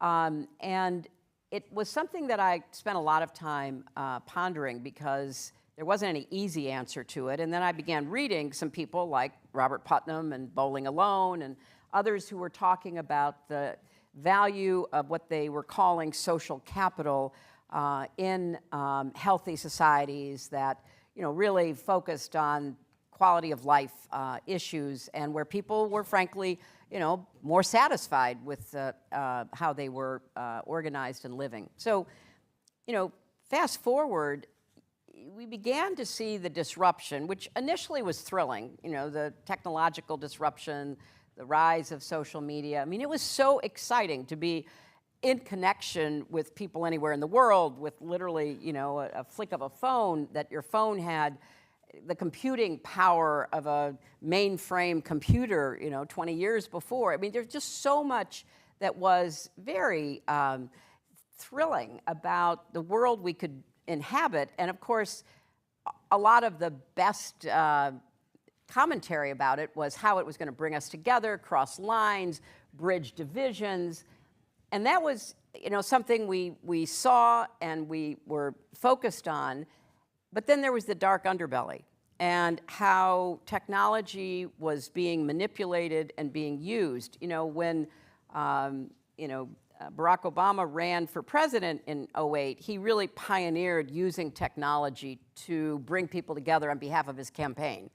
And it was very successful and it was held up as a model. But by 2016, when I ran, the underbelly of the internet, we'd already seen in Gamergate, the kind of uprising, misogynistic, racist uprising against, women or outsiders of any kind, talking about, the way that people who gamed all the time were behaving and how that unfortunately spilled into the so-called real world. So we were beginning to see some indicators, and running through this was psychological operations, which really formed the basis for a lot of the technical developments in propaganda and active measures, not just by the Russians, Cambridge Analytica, others. So we were watching in real time the kind of changing of the impact of technology in ways that I certainly had not foreseen, did not understand.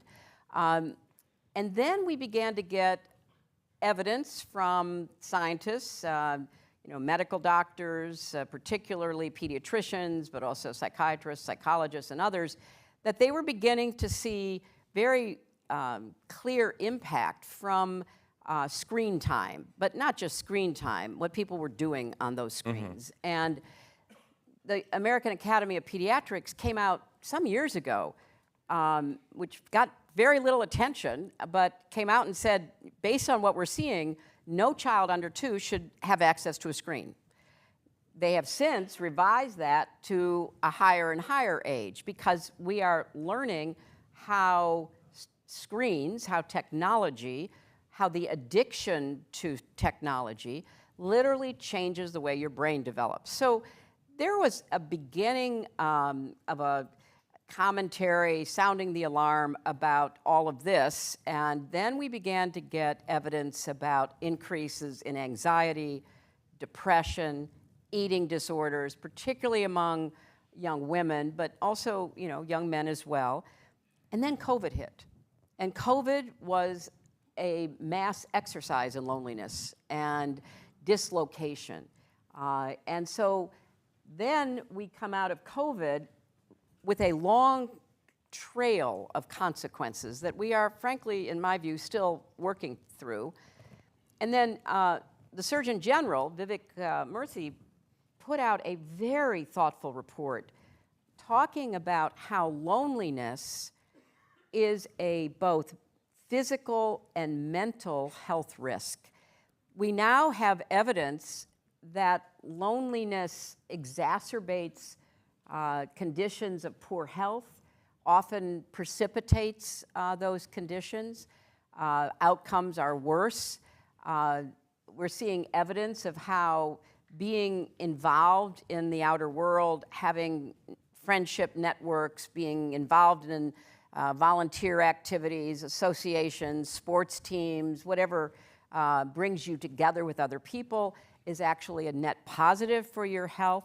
So the evidence is pushing us toward recognizing something kind of old-fashioned, that we need to figure out how to bring people back into personal contact at the very time when the addiction to social media and the screens is driving people more and more down rabbit holes and often alone. And I talked to the Surgeon General after the report came out, and he said he was particularly concerned about young women. And I said, so what's the difference between young women and young men? He said, we don't know for sure, but our speculation, our hypothesis is that young men who spend a lot of time in front of screens are more likely than not doing something, like playing a game, learning how to code, coming up with some kind of activity that keeps them engaged, and often with other people, especially if you're gaming. Whereas young women are often alone, scrolling, seeing things that make them feel bad about themselves, finding out they were left out, being pressured to engage in activities like sending pictures of themselves that are really fraught with all kinds of dangers and risks. So I thought that was a really interesting insight, because if you can actually form a real community online, maybe you can avoid some of these consequences, but too often people are not doing that. They are now in a very insular, lonely place. And so, and last thing I would say is, in the article I talk about how Steve Bannon, who is in the gaming industry. Well, this is what I wanted to go to, is surprisingly, I wanted to go to Steve Bannon. Well, better you than me is all I can say. I didn't make you write it. But I did put that in the article because Bannon was in gaming originally. And that was he had an insight. He had an insight, but he was actually in the industry for a while. Right. And his insight was that all these young men were seeking something. They were engaged. They were incredibly devoted to their gaming, and that they could be weaponized. They could be used because oftentimes their emotions were so raw. I mean, yelling and screaming at their screen, yelling and screaming with, the guys they're with. But and instead of being on a playing field doing that, they're in, whatever room they're in, and they can be reached individually, not just collectively. And he had the insight that you could take that energy and, frankly, some of that negative reaction that gaming produced and weaponize it for political purposes. Roll back just for 1 minute to the founding techno-optimists of social media and of the screens. Do you think that, so Mark Zuckerberg, for instance, had a belief, I'm going to credit him with this being a sincere belief, that instant global connectivity to everyone else in the world was a good thing rather than a bad thing. Mm-hmm. My question to you is, well, A, was that just marketing ultimately, or did they genuinely believe that this would be a good thing? And B, is there a good internet that you can imagine? Is there a good social media ecosystem, or does it always kind of devolve into lowest common denominator nastiness? Well, I will give the benefit of the doubt to the early founders, as you say, the techno-optimists. I do think they believe that. Then, though, they had to figure out how to pay for what they wanted to do. So if you could have a free internet with no pressure to maximize negativity, because fear and hate and anger drive more interactions. People are more likely to remember it if it was negative. And then you can place ads against it, but first you've got to make that connection. I think if there had been a couple of things, maybe, when the Communications Act in the 1990s was passed, the idea was very optimistic that there would be this open internet that would be available to people. It could provide these connections. And so it was viewed as a pass-through, and it was not viewed as having any responsibility for gatekeeping, like you do at the Atlantic. You actually fact checks. Fact check people. I know that because I've written pieces for you, and you have standards that you try to apply. But the idea originally behind the internet and then the development of the social media platforms was that they were like, just pass-throughs, and so they shouldn't be held responsible. Things would just flow through. And that was an economic decision. Well, it was partly an economic decision, but it was also out of this techno-optimist perspective. Like, they're not a publisher. They're more like a utility. People push their electrons down. We don't know exactly where the electrons are going to end up. Is it for a nuclear power plant or to turn on your toaster? But we're going to allow them to have that lack of accountability, no liability for what was published. But they control the algorithm. They control everything. Right, and the algorithms accentuate the negative. That's right. So that's not a utility. But I don't think certainly most people, probably the tech leaders themselves, understood that. Right. But I don't think policymakers, the public, the press, I don't think most people understood that in the late 90s, early aughts, that the algorithms would, in effect, be determining what you watched and therefore what ads you would be subjected to. I think, once it turned into an ad-driven, rather than subscription, it could have been subscription, but that was not the choice made. And now we are at the brink of yet even more manipulation through artificial intelligence and generative artificial intelligence. So I think that everybody's doubling down. Now they come to Washington and they say, oh, please, please stop us from doing anything bad, govern us, put guardrails up, and then they go back to urging their engineers to come up with even more ways to get more people to spend more time through their algorithms on the sites.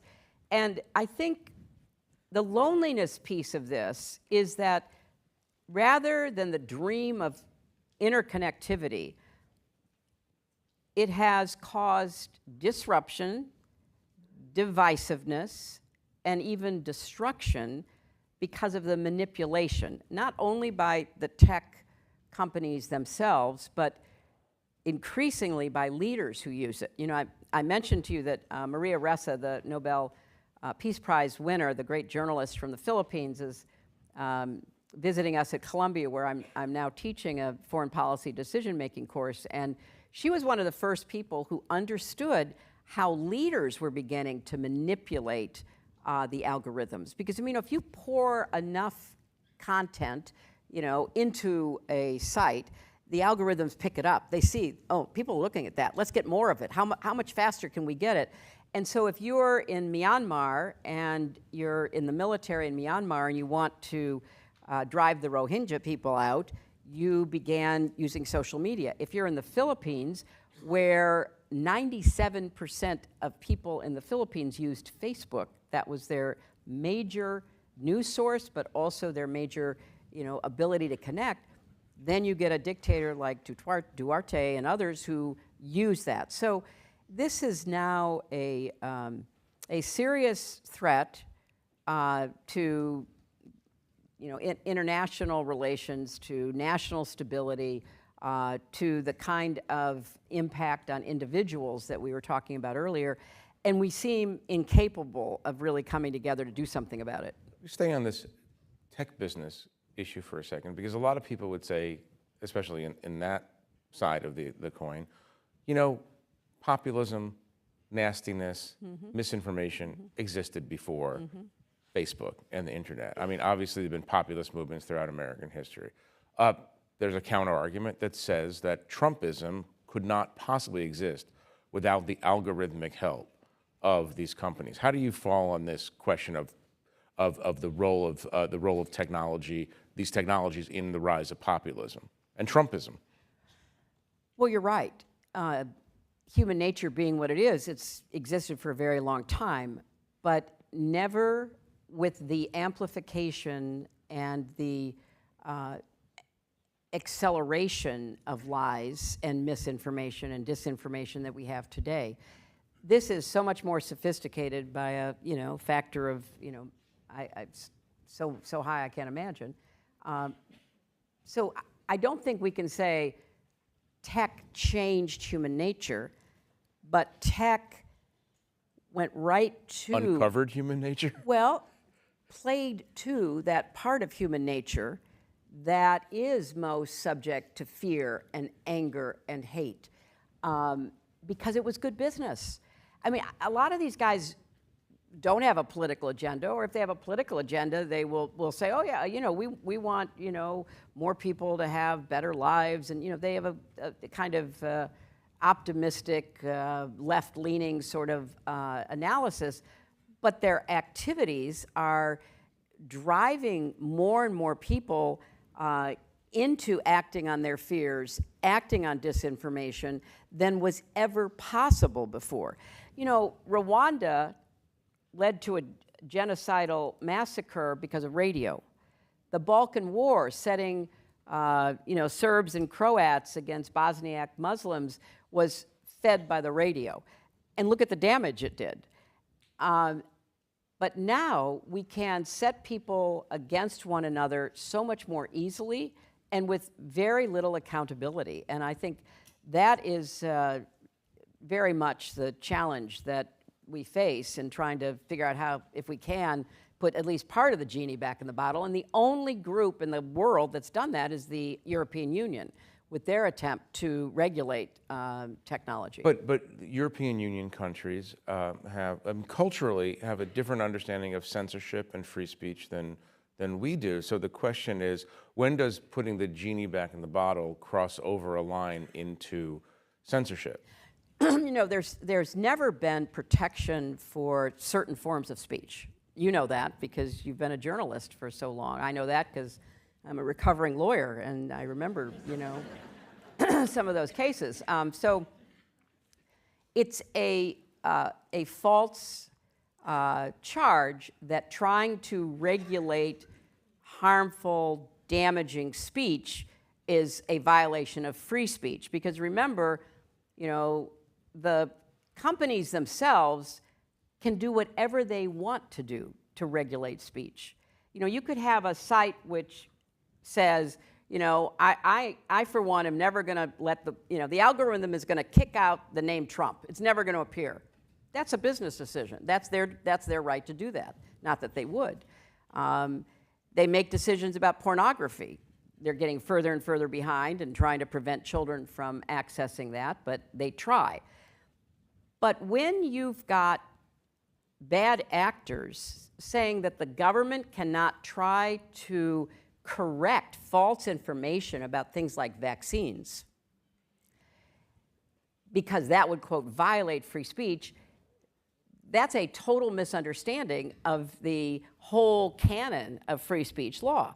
So do you have to be careful? Of course you have to be careful, but that doesn't mean it can't be done. And one of the arguments that I have made for quite some time is that there's that section in that 1990s law, it's called Section 230, which grants the technology companies basically freedom from liability no matter what shows up. And that should be repealed. They should have certain obligations about what appears on their site. So we're in a situation now, we're a little more than a year out from the next most consequential election in history, but this time that might be the most consequential election in American history, and might, God forbid, be the last American election in American history if we're not careful. But you know, because you've studied his thinking, Steve Bannon has an idea that's related to what you're talking about, which is the flood the zone with shit. Right.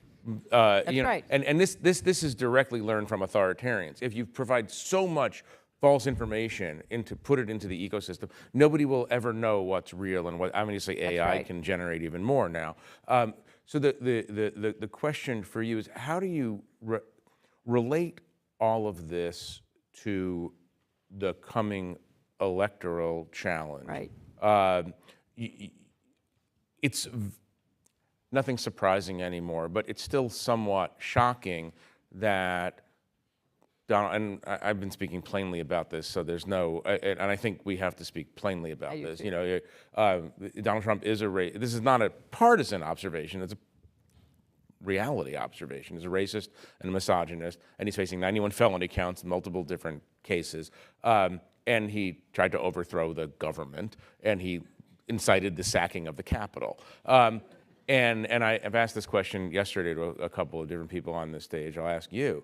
It's why is he still a player in American politics? Is that directly related to this degraded information ecosystem that we have, and all of the other ideas that you're talking about, the loneliness issues and the atomization issues? How do you tie this all together, looking at the coming challenge from your party's perspective?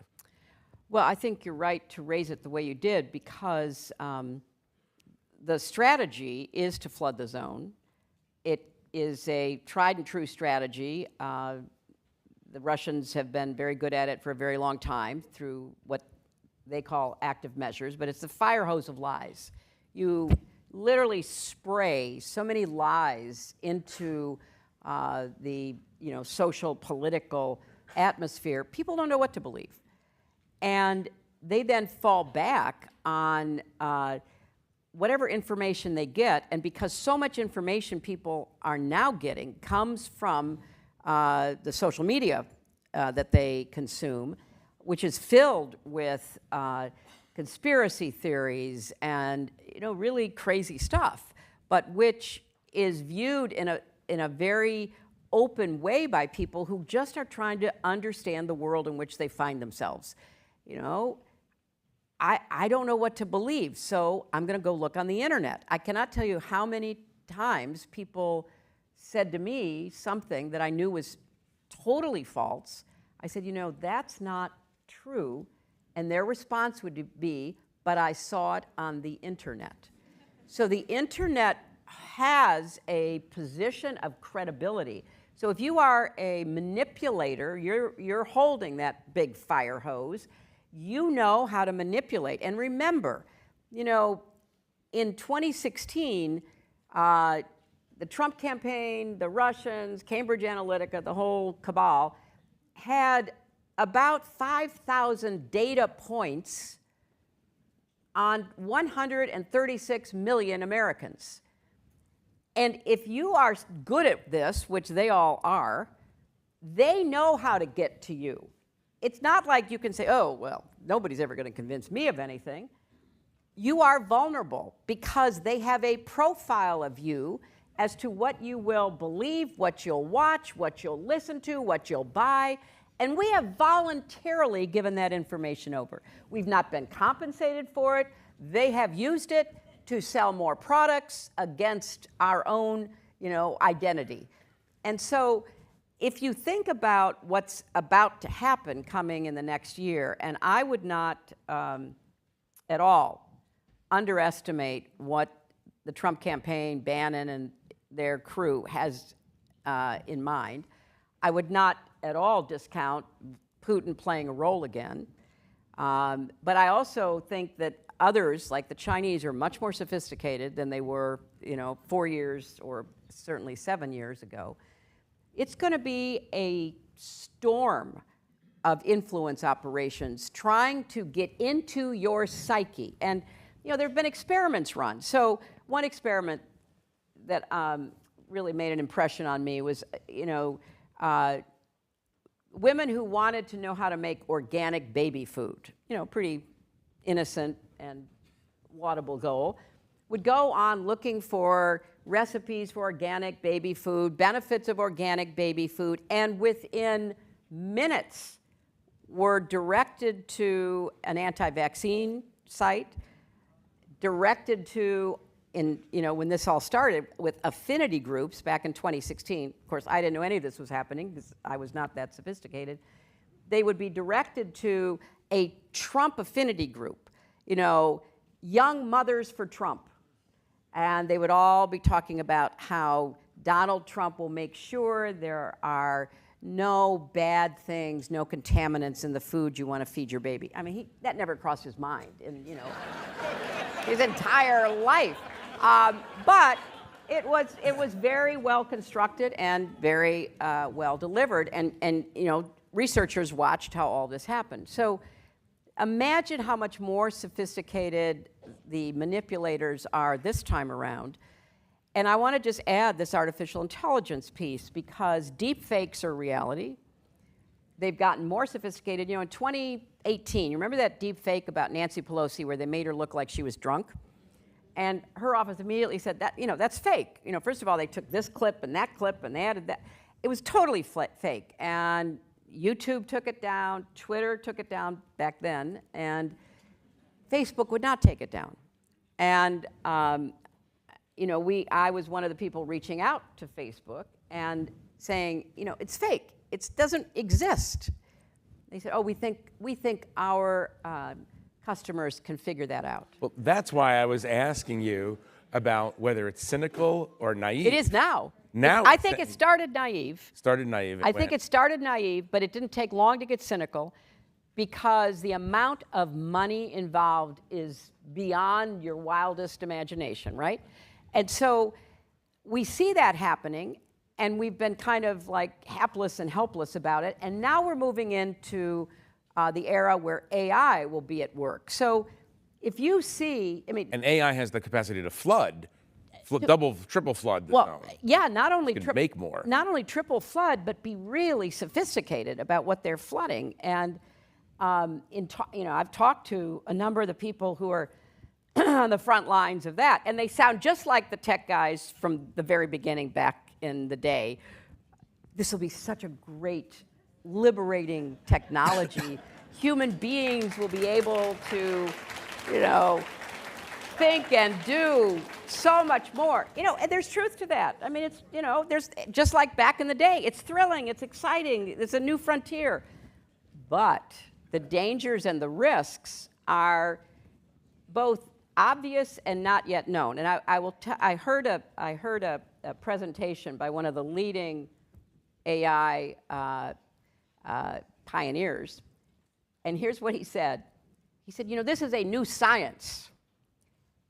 Old science, physics, chemistry, biology, studied what was there and tried to understand it. We are inventing something new, and we will have to study it as we go. I went, whoa, that's comforting. Yeah. So, there is no absolute perfect technology. Every time you make an advance in technology, somebody can figure out, how to manipulate it, how to come up with a negative use for it. But shame on us if we don't grasp the request, whether it was sincere or not, by everybody who came to Capitol Hill just a few weeks ago, met with Schumer. They were all in the room. And I talked to some of the people who were not the tech company people, but others from civil rights groups and from health groups and others who have a big stake in what happens with the algorithms, what happens with the further development of AI. And they all were saying, yeah, we know, we need some kind of restraints, guardrails, please, stop us before we hurt somebody. Well, why aren't we doing it? And you're right. I mean, at least the EU, yes, they don't have the same definition of free speech, but they have the same political challenges. Look at what Facebook has done on several cases. They have blocked information. The Chinese government says we don't want people to know about dissident X or Uyghurs and concentration camps. And if you carry any of that, we may kick you out. Well, it's so funny when their profit model is under attack, they figure out a way to stop information at the request of governments. So talk about free speech, that's exactly what they're doing by, giving up, their control in response to government pressure. Or what's happening in Canada with the announcement about the connection with the assassination of a Sikh leader and all of that. Well, India is basically saying to Facebook, you'd better not report that. And Facebook says, okay. But when we say, don't report false election information, don't run deep fakes, they say free speech. And we do have more restraints, but it's not absolute. And they know it's not absolute. And the lawyers they employ know it's not absolute. And it's really imperative that the Congress, and I know how dysfunctional it is, you don't have to tell me that, I understand it, but that the Congress take action. And Schumer had both Republicans and Democrats in the room, so maybe there's some hope there. I know we're over time, but this is important stuff that you're talking about. I want to ask you two final questions, quick questions, but they're big. They relate to schools and children. The first is, you mentioned the pandemic. In retrospect, was it a mistake to keep the schools closed the way we kept the schools closed?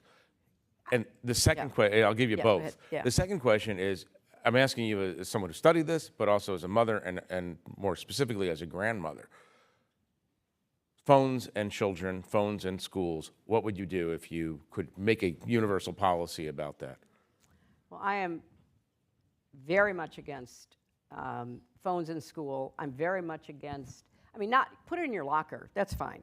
I get that. You have to call your mom to pick you up. You have to get a ride to your after-school activity. I get that. But I think that no phones in the classroom, no phones in other activities. We've got to start relating to each other again as human beings with all of our, pluses and minuses. And as I told you, I'm going from here to Arkansas. I'm doing an interview with Robert Putnam, Bowling Alone, and he was ahead of this before most of us and understood what happens when you degrade social capital. Well, you can't have social capital if people aren't talking to each other. And frankly, it's very sad to me when you see little kids, I'm talking toddlers and 4 and 5-year-olds, they can't get the attention of the adults in their lives. Whether they're in their home, whether they're in a playground. It is, we now know, that's another thing we have evidence of, screens cannot raise and educate your child. You have to have interpersonal connection. It doesn't have to be a mother and a father. It can be a sibling. It can be an aunt and uncle. It can be, older neighbor, friend. But somebody has to be connecting. That's what triggers the brain. The study that I just read about showed that screens don't trigger the brain development the way that reading does, the way that talking, singing, being with adults do. So for me, I don't think kids should have their own phones until they're I know you're going to kill me, but until they're in high school, and I would say... Until they're 75 years yeah, old. Well, no, that's the other funny thing is, you know who's most influenced electorally by their phones are people over 65. I mean, over half of them voted for Trump because of what they watch on the screen and what they watch on their television. So I think we should be guided by what we are now learning about the impact on kids, and be as strict as you can be, but try to get support from other parents, because you know what it's like. Everybody else has it. Why can't I have it? On the school thing, I think in retrospect, that is a very fair point to make. But at the time, it was terrifying for people. It was terrifying for teachers, terrifying for parents. But I went back and looked at pictures from the so-called Spanish flu era in New York City. Kids were in their classrooms, in their coats, their hats, their mittens, with the windows wide open. So they were in school, but they were actually circulating the air, which we didn't. A lot of our schools no longer have very good air circulating mechanisms. So I think it should have been much more dependent upon the school, the place, the rate of infection, hospitalization, death, and all of that. But I think we did, to some extent, overdo it, and I do think that children bore the brunt of it because they lost a lot of learning. We know that now. My daughter and son-in-law and their 3 kids lived with us during COVID, and in where we were living north of New York City, my granddaughter actually went to school, but they would test all the time, and if there was an outbreak, they would stop going to school for like 10 days. Then they would go back to school. It was disruptive, but it was still a place where she knew she was supposed to be. My grandson, the older one, who was then 4, went to a preschool. He wore a mask. He was happy to be with other kids but he had to wear a mask. The teachers wore a mask, and wherever they could, they had windows open, they were outdoors. So, we looked for experiences that would keep them engaged with other kids. And my, little one, who came out at 7 months, until he was 2, he never saw another kid besides his brother and sister. He was pretty unsocialized. So we're still working on that. But it is a lot of lessons. I just hope we don't learn the wrong lessons. We're very, unfortunately, prone these days to learning the wrong lessons. We're going to have a vaccine out, whether there's an uptake or not. Older people, immunocompromised people, people, in my view, should get vaccinated. I will get vaccinated when it's available, and so will my husband, and we're going to get our flu vaccine next week. And so I think we've got to learn the right lessons, and I think there are a lot of lessons. If we can cut through the hysteria on all sides about the schools, let's try to learn the right lessons. We'll have you back next year. Are you punching my card? You'll get your coffee card tonight, and it'll be about 5 or 6 weeks before the election, so we'll have nothing to talk about. And we'll see. I just want to underscore what you said, Jeffrey, because it's hard to believe we're at this point. But basically, I used to travel around the world as Secretary of State, talking about elections, talking about the peaceful transition of power, talking about dictators or authoritarian people who got themselves elected, like, Viktor Orban, and then it was one and done. I got elected, let's go after the press, let's go after the political opposition, let's go after academic institutions, any kernel of opposition. And you're 100% right to tell people that if this doesn't turn out right, this could very well be our last election. And on that note, enjoy lunch. Thank you very much. Thank you. We'll see you next year. We'll see you next year.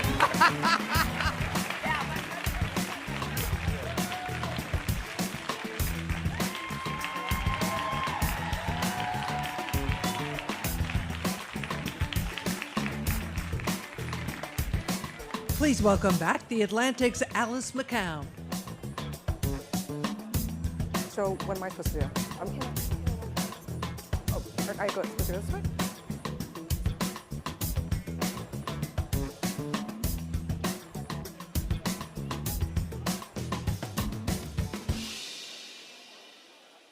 Right.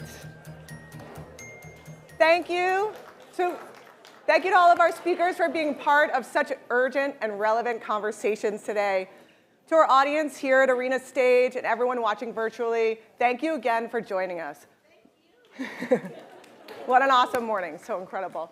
One of today's speakers, Russell Moore, will be signing copies of his new book, Losing Our Religion, an altar call for Evangelical America at 12 p.m. at Politics and Prose, right across the street. All of our festival venues are open now. You can still make the 11:45 sessions. I don't know. We will probably be holding those, I assume. We hope to see you back here at 1 p.m. for our In Pursuit of Happiness event featuring Arthur C. Brooks, Cheryl Strayed, Cleo Wade, Bob Waldinger, and Freestyle Plus. Also, you won't want to miss our final conversation, live storytelling featuring Spike Lee in conversation with Atlantic contributing writer Jamel Hill. That's at 7:30 p.m. on the pier. All of our festival venues are open now, so please check our site, theatlanticfestival.com, or my agenda page for the full festival schedule. Enjoy your afternoon. Thank you.